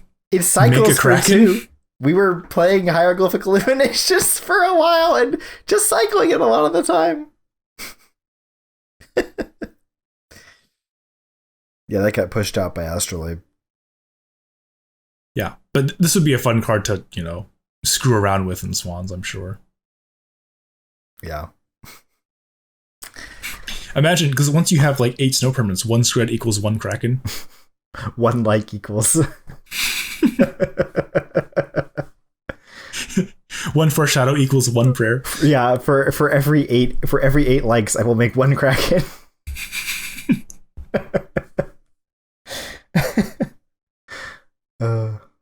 Wow, amazing. I like how they printed a pangolin. It's just a pangolin. There hasn't been a pangolin since like Portal, I think, right? I don't know. Creature type pangolin. I've even heard of pangolin. Oh no, we've had a few. Wow. Yeah, Prowling Pangolin got reprinted in Eternal Masters. I think it's an Onslaught. It was an Onslaught before that with some interesting art. And they had a bumbling pangolin and unstable. Then we had a reckless pangolin in the Global Series Jiang Yangu and Mu Yanling set. I probably butchered that. I'm sorry. So we've had a sudden onslaught of pangolins. I don't know why, but this is a minor creature type now in Magic. But we have a Nightmare Pangolin. It is a 1/5 for 3. Powerful, unique. They've also printed a Dirtle Turtle. Oh yes, the Dirtle Turtle is sweet. Don't hate the turtle. So our last Dirtle Turtle, Meandering Tower Shell, was a card. Yeah. It literally basically phased itself out for a turn when you attacked with it. Yeah. So this guy, Yidaro, Wandering Monster, it's a 7 mana 8/8 with Trample and Haste. It also cycles for 2 mana. This card. So it says when you cycle it, shuffle it into your library from your graveyard. And then if you've cycled a card named Yidaro, Wandering Monster 4 or more times this game, put it into the battlefield from your graveyard instead. And then in parentheses at the very bottom it says, do this before you draw. Which I love that they had to put that there. They anticipated problems. Yeah, so I guess if you have this card unlimited, if you happen to redraw it and cycle it 4 times, you get a 8 mana 8/8 over the course of 4 different turns with Trample and Haste. It's not bad. Yeah. Hard to get rid of. Kind of, not really. And if for some reason you have multiple, every one you draw after that is just a 2-mana 8/8. It's fucking insane is what that is. So watch out, standard Yidaro deck. Get out of here, Pack Rat. Turtle Boy, get in here. Yeah, show me a 2-mana a 2-mana limited nightmare. No, a real 2-mana limited nightmare. Yeah. GTA is the last one. Perfection. Yeah, it's like this Pack Rat GTA. Ugh. Yikes. No, but if you want to talk about a card that I think is actually good, please. It's a Planeswalker, surprise. Oh. Vivian Monsters Advocate. It's a green card. It's a Planeswalker. Wow. Green, good card. Wow. None of those lately. So, like all busted Planeswalkers of the past couple sets, we're looking at you, War of the Spark. It has static text. So this is just always happening. It's like an enchantment and a Planeswalker. So it says you may look at the top card of your library anytime, whenever I want. Does not use the stack. And then you may cast creature spells from the top of your library. So it's a Vizier of the Menagerie, but not bad. That's less shitty. A lot less shitty. That card's bad. So it's 5 mana for 3 loyalty, which is not very exciting because we come from an expectation level of Oko. Yeah. But the +1's pretty good. You make a 3/3 beast that you get to put a counter on. And you have the choice of a vigilance counter, a reach counter, or a trample counter. It's going to be vigilance most of the time, I feel like. Maybe reach. Yeah, maybe if reach. You're protecting air from some flyers. Yeah. Vigilance is quite good. 3/3 tramplers aren't so hot. But it also has a -2. So you can use it as turn you play it if you have enough mana to make it relevant. But -2 says, when you cast your next creature spell this turn, search your library for a creature spell with lesser converted mana cost, put it into the battlefield, then shuffle your library. It's really good. Seems good. Yeah. It's like reverse birthing pod. Yeah. You don't sack the creature. Yes. Okay. I guess it's more like tutoring cascade. Yeah. Yikes. It's really good if you get a creature that can flicker it too, like a flicker wisp. The flicker the Vivian? Yeah. I'll fucking do it again. That's true. You have to have a lot of mana, but I mean, you play a untap, minus it, play a 4-drop, get a flicker wisp, and then what? Play another creature with your mana left over? Yeah, maybe not. Make a beast. Anyway, this card seems pretty sweet in Legacy Elves, a deck that doesn't really exist anymore. But Legacy Elves. You want this in Legacy Elves, huh? Yeah. Oh, because it's like really bad. Oh, I see. Yeah, so it's really bad Glimpse of Nature, right? You can only play the elf on top of your deck. You don't draw the cards. Hope you don't find any lands. You hit a land, you're done. Hit a glimpse, you're done. Hit a natural order, you're done. Hit a green sun, you're done. But it's really good with a glimpse. Yeah, it's really insane good with a glimpse. Really good with a glimpse. And the thing is, so I've already been playing the other older 5-mana Nissa. Not Who Shakes the World, not that one. Vital Force. The Vital Force. Because if you can play it against more controlling decks, like these Delver decks or whatever, you just make a 5/5 return and beat them to death with it. Yeah, it's pretty good. Can confirm, have died to business of Vital Force on many an occasion.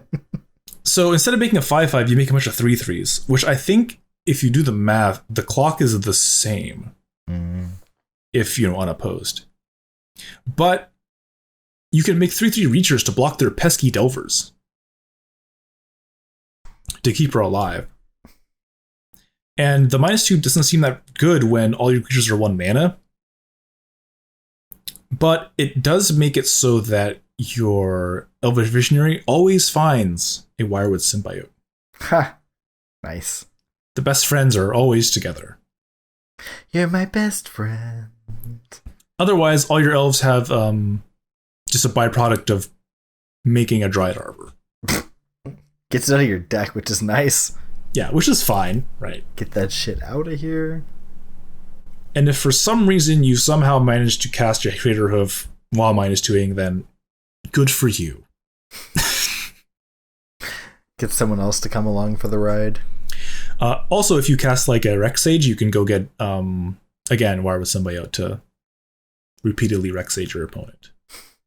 Riggedy wreck. Or you could use your Rex Sage to get a Wirewood Symbiote. No, sorry, a Elvish Visionary, which you can bounce with an existing Wirewood Symbiote to go get something else. So the creature of the ability enters before the originally cast creature.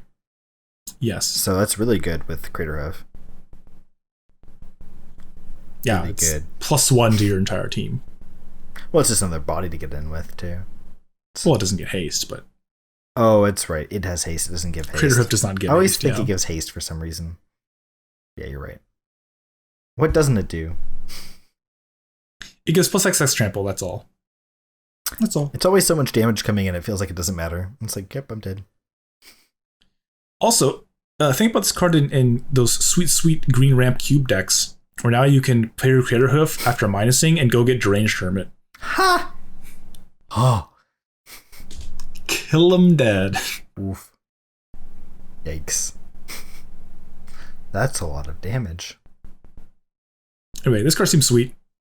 Good at rebuilding your board after getting Terminus or some stupid shit. Yeah. It's borderline okay against Plague Engineer because you make things that aren't elves, but they've reprinted Greater Sandworm in this set. Indeed. Didn't know this card needed a reprint. It's like it's gonna be the they also reprinted the other card that keeps getting reprinted, right? The 6 mana 6/6 trampler. The dinosaur, right? Colossal Dreadmaw? Didn't they reprint Colossal Dreadmaw or no? I don't think so. Did it finally not get? I'm surprised it didn't get reprinted in the set that has dinosaurs. Well, because they already reprinted it in like a core set for some when reason. It's been in 5 sets already.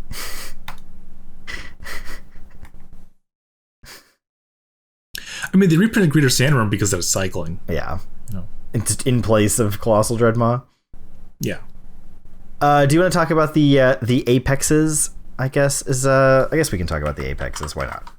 Why not? These are the ones that the mythoses are based off of, and I'll show the viewers. But they come with the option of getting some super sick comic book styled art.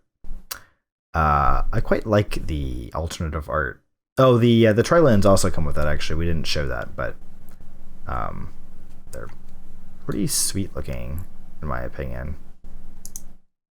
Snapdax's in particular is cool. It's kind of coming through the borders at you. But yeah, the apexes are interesting. They all have mutate, which is something we need to talk about anyway. So why not talk about mutate with the headline mutate cards in the set? Mutate is like bestow, but it's not bestow. But it's kind of like bestow. It's like bestow in some ways, but not in others.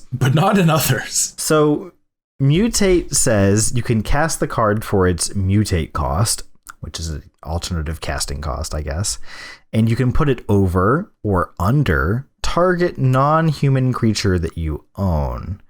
Very important. Non-human creature. Yes. Humans cannot mutate. It is illegal. Straight to jail. They mutate into the creature on top plus all abilities from under it. So you make a creature sandwich. Kind of like how bestow worked. But bestow was always beneath. Yes. As an aura. And so I want to read some of the rules text here, because even Morrow screwed it up apparently and posted incorrect info out, which confused a lot of people. So why not just read right off of the WotC website? Mutate represents an alternative casting cost. To determine the total cost of a spell, start with the mana cost or alternative cost you're paying, such as the alternative cost of Mutate, add any cost increases, then apply any cost reductions. The converted mana cost of the spell remains unchanged, no matter what the total cost was to cast it, and no matter whether an alternative cost was paid. So Mutate is an alternative cost, we've established that. A spell cast of Mutate becomes a mutating creature spell. That is a sentence. It requires a target creature with the same owner as the mutating creature spell. In the rare case that the player casting the mutating spell is not the owner, the player must choose a target creature the spell's owner also. Oh. This is the big one, though. A mutating creature spell is a creature spell, even if it won't enter the battlefield as a creature. So they're always creatures. You can essence scatter a creature that is being cast for its mutate cost. So they're always creatures on the stack, basically. And the other big one, which is where a lot of people were getting tripped up, as a mutating creature spell begins to resolve, check whether its target is still legal, aka if they cast removal on its target. If it's not, the spell ceases to be a mutating creature spell. It continues to resolve as a normal creature spell and enters the battlefield. Just like how when you try to bestow on a creature, if the bestow creature did the big die, you still get your creature. Which is good, because otherwise limited would be awful. Because people will be getting 2 for 1 left and right. And it also says a mutating creature spell that resolves does not enter the battlefield. It simply merges with the target creature.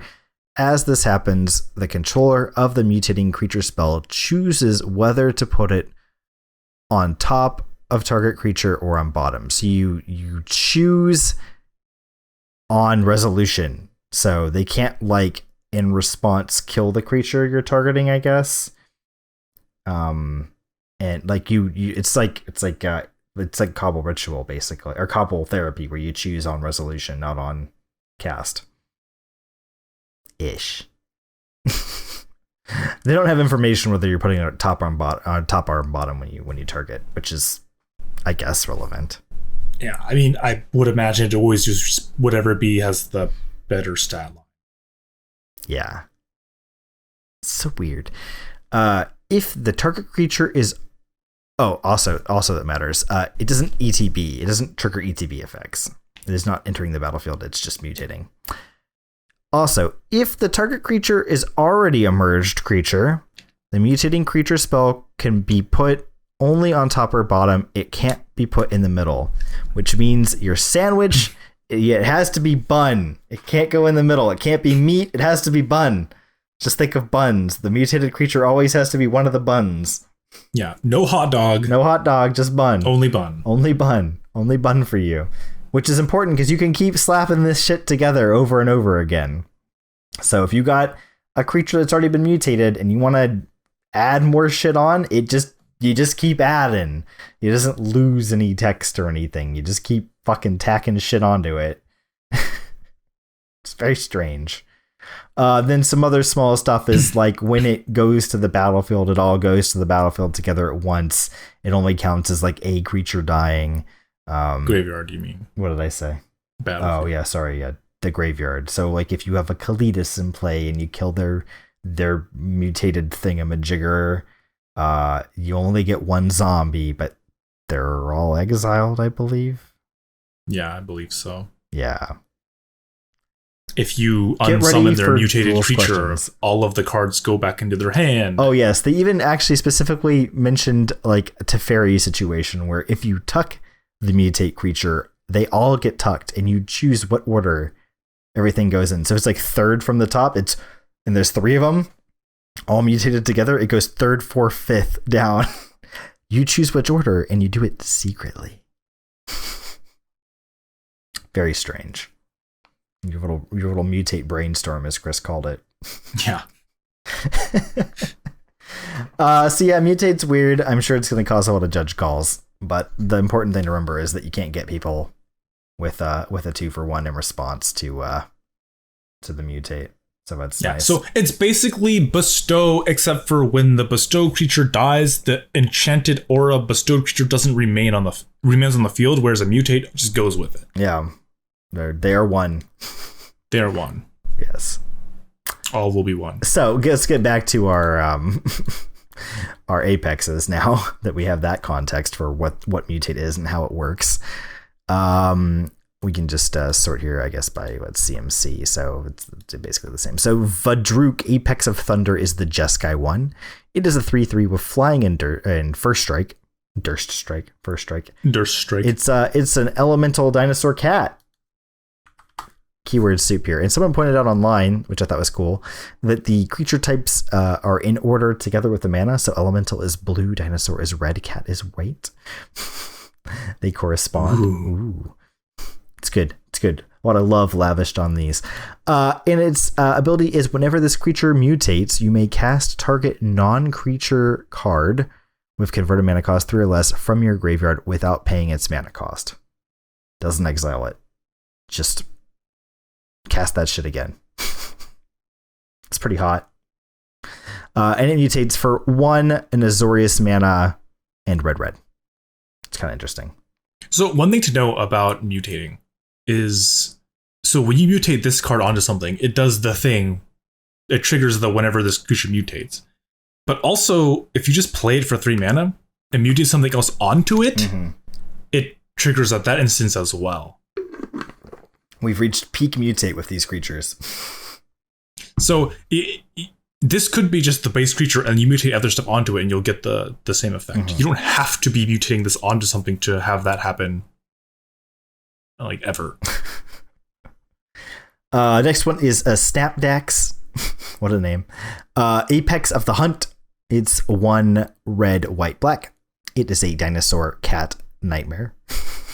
It's a 3/5. It has double strike, and it says whenever this creature mutates, it deals 4 damage to target creature or planeswalker an opponent controls, and you gain 4 life. It mutates for 2 Rakdos, white. It's cool. It's a FTK that gains you life and also hits planeswalkers and double strikes. It's ready to roll and rough and rumble and tumble and, I don't know, smack some shit in the face. I like this one. It's cool. Or if you just want to play it as a cat, it's 4 mana. 4 mana cat. Double strike, 3/5. Yeah, not bad. Next one is a Brachos. This is the worst named one. Apex of Forever. Oh, forever. Oh, Broxos forever. Broxos forever. Or is it Brokos? Brokos forever. It is 2 black, green, blue. It's a 6/6. It has trample. And it says you may cast it, I'm not going to say the name again, from your graveyard using its mutate ability, which is kind of cool. So you can mutate that shit from the graveyard into play. It's got a mutate cost of 2 Dimir green. It's kind of cool. So you just... It's like turn whatever you want into a 6/6 trampler. Yeah, it just never goes away. Gotta exile that shit, man. Just keeps coming back. You're like, it seems insane in draft. You're just like, here's my Squire. I'm gonna mutate onto it. It's a 6/6 trample now. Yeah. Oh, I kill it. Okay, I'm gonna... My other stupid idiot is a 6/6 trample. I'll play my Memnite and mutate onto it. Yeah. Seems hot. Next one is Aluna, Apex of Wishes. If you mutate your Ornithopter, it flies. Oh. It's got Flample. The next one, the rug one, is Aluna, Apex of Wishes. It is 2 green, blue, red. Oh, I almost forgot. Brachos is a Nightmare Beast elemental. Aluna is a beast elemental dinosaur. It's a 6/6. It has flying. It has trample. And it also has, when this creature mutates, exile cards from the top of your library until you exile a non-land permanent card. Put that card onto the battlefield or into your hand. It's kind of cool. It's polymorph. Ish. Ish. It's like polymorph without having to sacrifice something. Yeah. And it mutates for 3 Gruul blue. It's definitely better than the Mythos was. The Mythos was terrible. But the actual card's not bad. It's a 6/6 Flample for 5 at the very least, which is not bad. Yeah, that's pretty fucking good. The last one is Nethroi, Apex of Death. It's 2 white, black, and a green. It is a cat, Nightmare Beast. It's a 5/5 with Death Touch and Lifelink. And it has, whenever this creature mutates, return any number of target creature cards with total power 10 or less from your graveyard to the battlefield. That's nuts. Yeah, that has to be insane somehow. That's just nuts. It mutates for a Selesnya and black. So it's quite expensive to mutate unless you're mutating something else onto it. Yeah, that's just busted. That's just like hell. To the battlefield? Yeah. Like straight up reanimates it. Yeah. Reanimates any number of creatures, total power 10 or less. It's good. It's really good. You can reanimate 5 relentless rats. 5 relentless rats. Wow. It's a lot of power. So if you go to like mutate this thing, you cast it for its mutate, because you have to have a target to mutate. Yeah, you have to have a target. So you have some creature in play. Yeah. So you mutate onto your Stitcher's supplier or whatever, and they kill it. It still has been mutated and still goes off. No. It's not a mutate spell. It didn't mutate. It just is as a normal creature spell. Interesting. Okay, so you can at least stop the big nasty from happening. Yeah, they're just left with just the stupid, 5/5 Death Touch Lifelinker that will still wreck your day if anything mutates onto it. Yeah, taking it to resolve as a normal creature spell enters the battlefield. Interesting. It actually has an ETB effect at that point. Or it ETBs for stuff that cares about that. Yes. Very strange.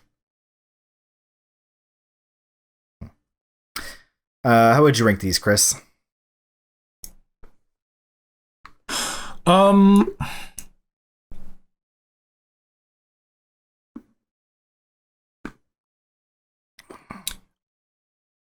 I feel like reanimating 10 power is pretty absurd. Pretty absurd, yeah. But getting able to just play a 6/6 from your graveyard every turn is not bad either. Yeah. And neither is well, I guess it's only when it mutates that you get to cast the spell with Vadrox, so it's not as good. I feel like Vadrox might be among the weaker just because mutating in these colors is probably not as good. Mm-hmm.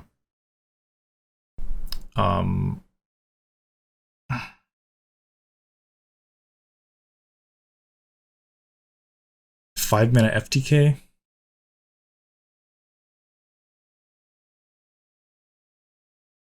I don't know. I feel like just without mutating, right, which is the best card here. Probably just the 5-mana 6/6 Flampler. Yeah. Another thing to note too is when you're playing these mutate cards, you're not actually increasing the size of your battlefield. Right? Like you're not going up a creature. So if you had a decent creature already that you're mutating onto, you don't get another decent creature. So these are only good to mutate onto shitty creatures. Or stuff that was mostly like Mold Drifters, like most of the value is having the ETB when you cast the creature originally. Right. Not the body it left behind. This is mutating onto Baneslayers is really bad. Mutating onto Mold Drifters is good. Yeah, I don't know. The Cat Nightmare Beast seems sweet, but at 7 mana to mutate it, I don't know. It just seems too far out there. Yeah, it is a lot. I kind of same for the Rug one, 6 mana to mutate, just to hopefully hit something, kind of like cascading almost. Yeah, it's pretty. It's the first non-land permanent. Like you can't really finagle that. I think Snapdax looks pretty good because, for 5 mana, you get to kill something, potentially kill a Planeswalker, and, get a 5/3/5 double striker. But if there's nothing worth shooting, you can just play a 4 mana 3/5 double striker, right? That's like effectively 6 power, kind of. Yeah. For 4 mana, which is pretty good rate. Yeah. How much was from Cons? It was Zergo. He was like a 7/2. It was like indestructible when attacking or something. He was like 4 mana. He was the same cost as this, right? Or was he more? Zergo Helm Smasher, I want to say. I think he was actually a little bit more expensive. He was more. Yeah, so this kind of compares favorably compared to Zergo, I feel like. Because I feel like it's really difficult to remove a 3. It has 5 toughness. Yeah. Doesn't die to an opposing Snapdax. It only deals 4, which is kind of funny. What? Oh, I mean the mutate. Yeah. Yeah. I was like, if they like block each other. No. I mean, if like your opponent also like has a Snapdax, they can't kill your Snapdax, which is pretty funny. That might come up in Standard, man.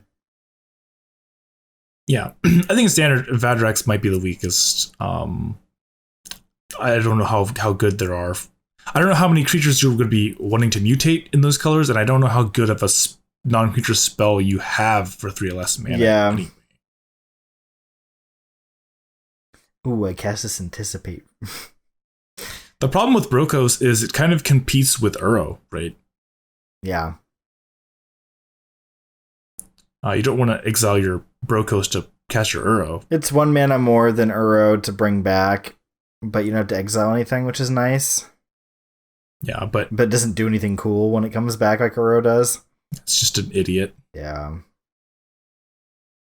A trampling idiot. It's harder to get into play or in the yard than Uro too, because like Uro you just pay 3 and put it in. This it's like you have to mill it, discard it, or cast it for 5 the first time. Yeah. So I mean, it's still a 5 mana 6/6 trample. It's not the worst. But it doesn't fly like the Teamer one. No.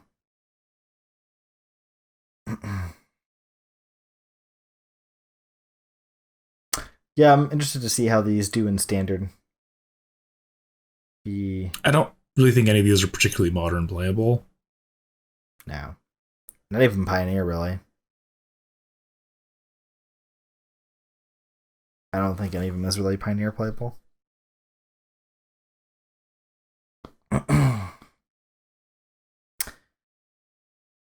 Okay, well, so we're gonna go over on our next episode coming up. I guess Smuggler's Helper's banned, but that'd be pretty hilarious to like crew your copter and then Snapdax like mutate onto your copter. So now you just have a 3/5 double striker that says like loot when you attack. Yeah. And flying. You still have to crew it to keep turning it back into a creature, right? I don't think so, because it's a Snapdax. Snapdax is on top. Oh, I see what you mean. Yeah, that would work. It's just a 3/5 double striker with flying and loot when you attack. Seems good. But anyways, we're gonna go over a bunch of other cards in the set next time because there's still a lot to go over. But we're getting, we're already over about 2 hours here, so we'll save some content for next time. There's a lot more to talk about in this set. There's a lot of really cool gold cards, and I want to talk a little bit even just about like about limited. I think this is the first set in a while, but it's kind of piqued my interest for limited. I'm seeing a lot of cool cards here for the Pauper Cube, and I just think that the draft format itself is going to be interesting.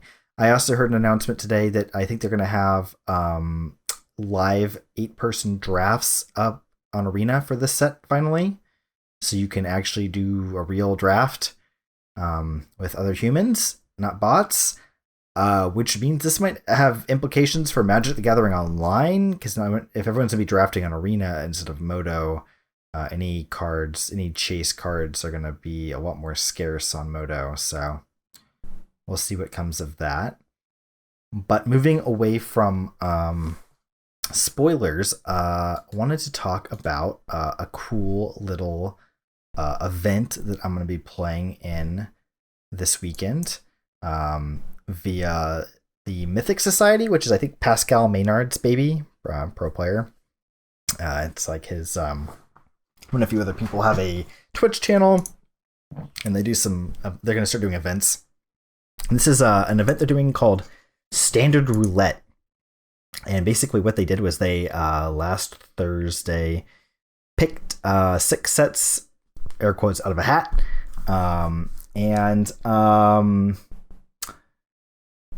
They had a few criteria, like they didn't want sets that had been in standard together at the same time, and they wanted a mix of like small and large sets like a normal standard format would actually have. And basically they went with the legacy banned list. So any cards that are banned in legacy are banned in this format. They gave people, I think it was like 9 days, a little over a week. And so the day this comes out is going to be Friday for you guys. The next day, so tomorrow when you're listening to this, if it's on the day it came out, it's going to be Saturday the 18th at 10 a.m. Pacific time. They're going to be running a tournament. And I'm going to be playing in it. I'm going to stream it on our Twitch channel, which I don't think we've ever actually used before. It's just MTG Conflux on Twitch. I'm going to put the VOD up on YouTube so you guys can catch it if you miss it live.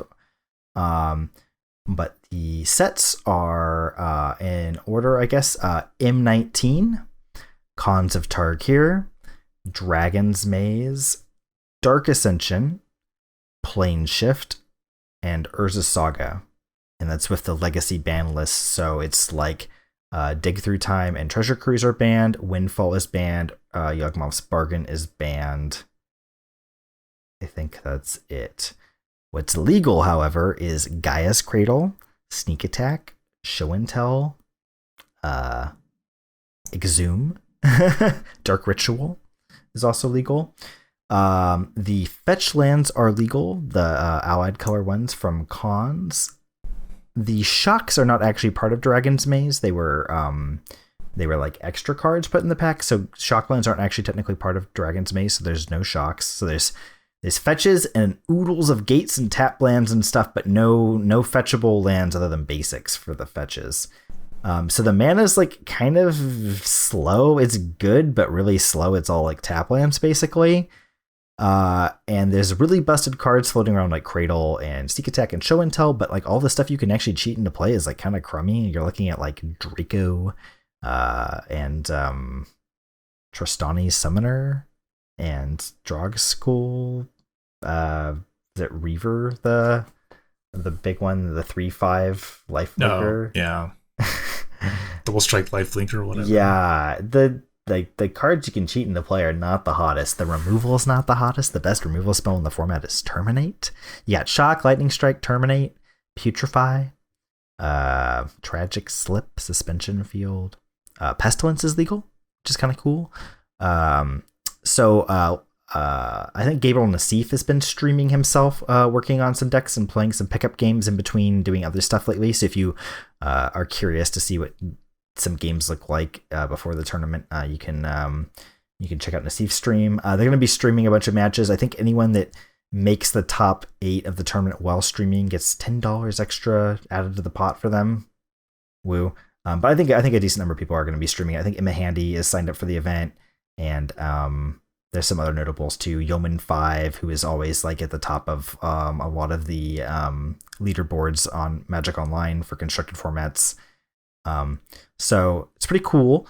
There's some solid decks. The Elves deck seems like the deck to beat right now. I mean, Cradle, Thanawar Elves is legal. Priest of Titania is legal. You can ramp into Vivian Reed and Palaka Worm, which is kind of nifty. And you get to play Fecundity out of the sideboard so that you're resistant to removal post board from the controlling deck. So I've been trying to get Chris to play. Been trying to tempt him with those elves, those sweet, sweet elves that he knows and loves so much. It's not really combo elves, though, so I don't know how much it's your style. Yeah, I don't know. I mean, I haven't really played it all, but yeah, we shall see. Been something to think about during the. You can play Beck Call. Yeah, Beck Call is legal. Meddling Mage is legal. There's some like surprisingly sweet cards. So I realized I was looking like Maze's End is a thing with all the gates, and so is Scape Shift and Exploration. It's like, huh. And then people were building decks because Argothian Enchantress is legal, and then there's like a new 3-mana Enchantress from like M19. Yeah, like Satyr Enchantress. Yeah, Satyr Enchanter or Enchantress or something like that. And then you've got Sarah's Sanctum, which is the cradle for enchantments. And then you've got so you just like make a bunch of mana, and then what else were they playing? Like shoot, I'm trying to remember. They like make a bunch of mana, and then I think Time Spiral was legal. Oh, Nexus of Fate is legal. So yeah. I think the goal was just to start looping Nexus of Fate. It's a Nexus deck. And then the kill was like Sheevan Gorge or something, or killing them with your satyrs. Sheevan Gorge is like a land that like has like, I think it's 2 in a red and tap to deal a lot of damage to an opponent. Ping. So you just Nexus loop and kill them with like satyr beats if they have no blockers, or the Sheevan Gorge if they do. Time Spiral is legal. Like there's some crazy shit floating around. Omniscience is legal, but there's like nothing worth omnisciencing into play. Yeah, so you can show into Omniscience, and then it kind of just okay. There was a really cool Hardened Scales deck that Simon Nielsen posted, pro player. You play like Renegade Krasis and stuff like that. With all the Undying creatures, so you have like Undying and Hardened Scales going on, and then you had some creature that like sacks creatures. You're playing the Tower. Phyrexian Tower is legal. You like sack a creature to make black, so you like play your Undying creature, and then you sack it to make mana, and then it comes back with like an extra counter from the Hardened Scales to make a bigger boy. So. Yeah, the format's really cool. I think they'll be doing more of them. So the cost of entry to the event is to basically sub them on Twitch. So if you have Twitch Prime, it's free, air quotes. And if not, I think it's like, what, $5 for a sub on Twitch. And then they have prizes. I think first place is like $200 credit to their store, or $100 for second, and like $50 for top 4 and $25 for top 8. But I mean, you know, I had Twitch Prime, so it was like free entry for me. It gave me something to think about during the quarantine, so it's been really fun. I have a sweet Reanimator deck I've been working on, but there's like really good graveyard hate. Like Grafdigger's Cage is legal, Remorseful Cleric is legal. There's like a 1-mana Rest in Peace called Planner Void. Yeah, it's Rest in Peace without the trigger. Yeah, so the card, like, it doesn't exile anything in the yard already, and then when something hits the yard, it still actually hits the yard, unlike Rest in Peace, and then it gets exiled, which is unfortunate because Energy Field is legal. And when I found it, I was like, oh my god, you could do Rest in Peace Energy Field, it's insane. How can you lose? And it was like, oh, Planner Void, the creatures actually still like, or the stuff still goes to the yard, and then it gets exiled, so your Energy Field dies. Sad times. But yeah, so I'm working to see if there's a better deck than Elves out there. I thought the zombie deck was the best, man. You get 2 Lords, you get Dark Ritual, you got a bunch of sweet zombies like Gravecrawler. I was like, wow, this zombie deck is so good. It was like slapping anything else like I was testing it against, and then I think the Elves deck might just be better. But yeah, that's Standard Roulette. Check it out. If you hit the Mythic Society up on like Twitter or Facebook, or they're out there, so you can find it. I will be playing it and streaming it if you guys want to watch. So that's kind of rolling into our slot of the week. I'm super excited to be playing Gravecrawler and Contamination, which is an enchantment from Saga, I believe. It's 2 and a black. It's got a cost that at the beginning of your upkeep, you have to sacrifice a creature or sack Contamination, and it basically says lands only make black mana, not more than black. So if it would tap for more than a single mana, it just makes black. So Cradle just makes a single black mana. All their basics only make a single black mana. It's like super Blood Moon. So if your opponent is not playing black, they can't cast spells anymore, basically, because all they can do is make black mana. And Gravecrawler combos really well with it, because if you have another zombie, you just keep casting the same Gravecrawler every turn and sacking it to your Contamination, which is chef's kiss. You know, I have a Contamination. What was that? I own a Contamination. You own one, yeah? Can you guess why? Stupid kitchen table deck where you made people cry. Stupid kitchen table deck. You're a monster. You know what my contamination went along with? There's like an enchantment that makes a creature every turn as long as you have more lands in your opponent. Were you playing that or? No, Nether Spirit. Oh, you're a bad man.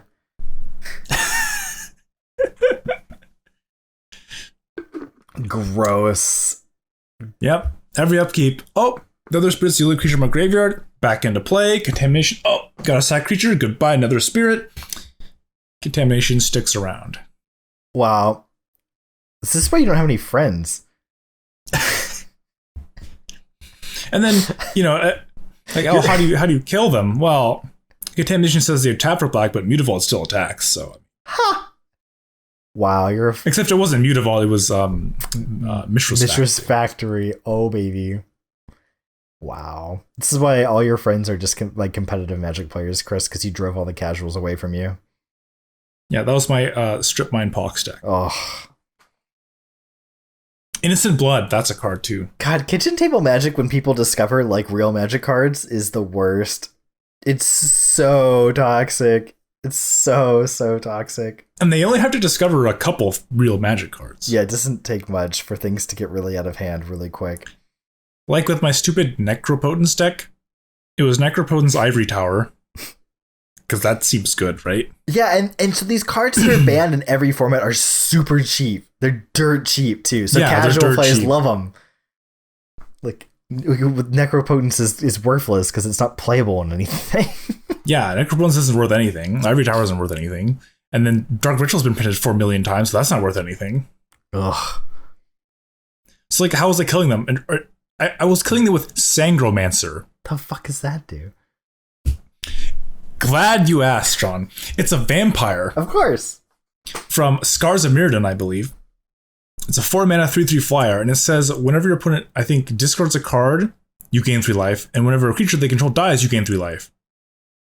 So you're playing this mono black deck, and you're like, him to Torquing them, and you're, like Doomblading their shit. Miss me with gaining Drain life so that you can draw more with your fucking Necropotence. Wow. Miss me with that Drain Life. Sangromancer.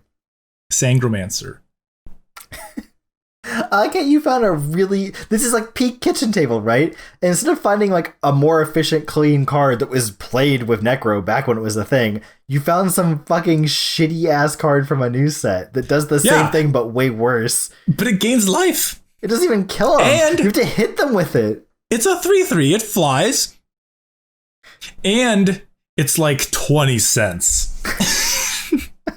That's the real kitchen table bargain right there. Oh my god. Grave Titan? That costs more than like $1. Massacre Worm, though? Pretty cheap. God. Kitchen table magic is just weird. And it's so weird because if you have a group, right, you end up in these situations where you're building decks like this. Dear God, what a monster. And they're probably building like stasis decks or some cancer themselves. And it peaks, and then there's a point where you can't do it anymore. You know too much now, and there's no going back ever. It's just like poof, gone. You can't kitchen table anymore. No, but I mean the thing is like, so I also play like mono blue like High Tide Cloud of Fairies. Like High Tide, Cloud of Fairies, Frantic Search, Mind's Desire. Oh, that's right. You told me about this before. And then there's one Brain Freeze in the deck. Oh my god. You're supposed to Mind's Desire into. And have you ever Mind's Desired into Mind's Desire? Yes. It's very dumb. But the thing is, I'm still losing games to, Kevin's fucking like mono black vampire deck playing for Duresses. I think I 1,000 Year Stormed Mind's Desired once. I think was how I encountered that interaction. My clock was depleted very rapidly.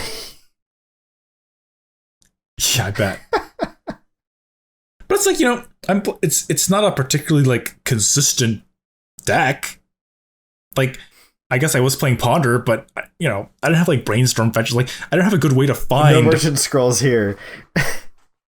Oh, I do have Merchant Scrolls. Wow, not consistent. Also plays Merchant. But mine's Desire you cannot find with Merchant Scrolls. Yeah, you didn't have Intuition. You couldn't scroll into Intuition to Intuition. No. So a lot of times I'm sitting there like frantic search, like if this doesn't find mine, I lose, because he's playing, like mono duresses and, blood gas and stuff. You needed like, what was the card that puts your hand face down during their turn? Is it City in a Bottle? Bottled Cloister. Bottled Cloister, yeah. You just bottled Cloister him. Got him. Remember when they were playing that in the prison deck in Modern? So you'd like play your Ensnaring Bridge and then you'd bottled Cloister. So you never had a hand during their turn. Yeah, and like Ponder was super cheap. Yeah. Yikes. Okay. You're a monster. So what's your card of the week, Chris? Necropotence? You fucking monster. No. A much fair card. Perhaps like Gaia's Cradle. Cradle. Yeah, I know you can't resist the chance to play Gaia's Cradle in a Magic tournament, right? Yeah, so I don't know. Maybe I might take John's offer up and throw the old Elves deck out for a whirl. See if there's any new technology out there. I see most people are playing like mono green versions with, Blocker Room, Vivian Reed. No Beck Call shenanigans. Oh, you found some other deck lists digging around? Yeah, it was like a very early list. Yeah, everyone was kind of like sharing their lists, and then everyone kind of went underground. Once the Elves deck took off, it was like, oh shit, I need to beat this Elves deck. I would keep it close to my chest. If you came to Cephas like playing against it, and he had main deck Plague Mares, and then he had like sideboard Slay and Eastern Paladin, and his opponent like didn't have Fecundity and was still making like quite a game of things post board. Like it was close. It's like, wow. He was playing the Zombies deck, I think. Yeah, he's playing Zombies because Eastern Paladin is a zombie.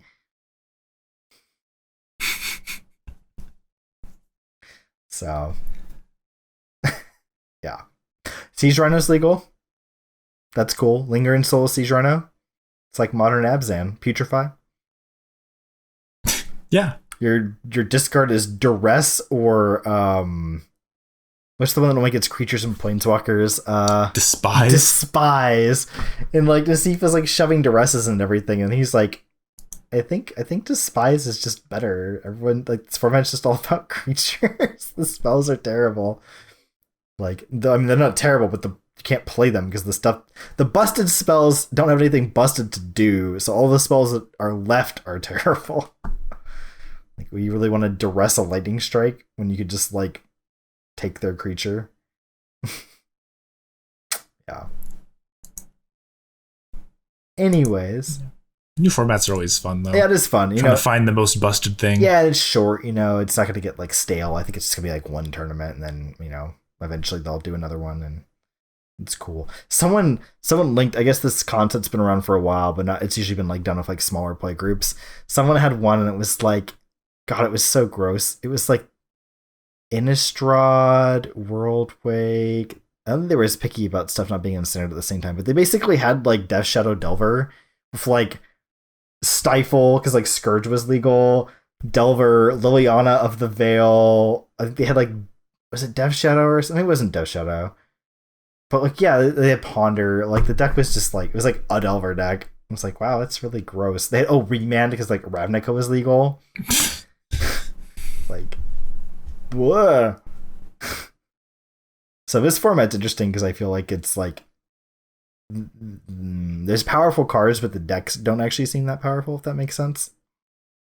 Oh, the Reanimator deck is sweet, but there's also like a lot of really good hit against it. So, but it's like consistently on turn 3 putting in like Tyrant. What is it? Sire of Insanity, the like 6/4 that makes everyone discard their hand. Discard your hand.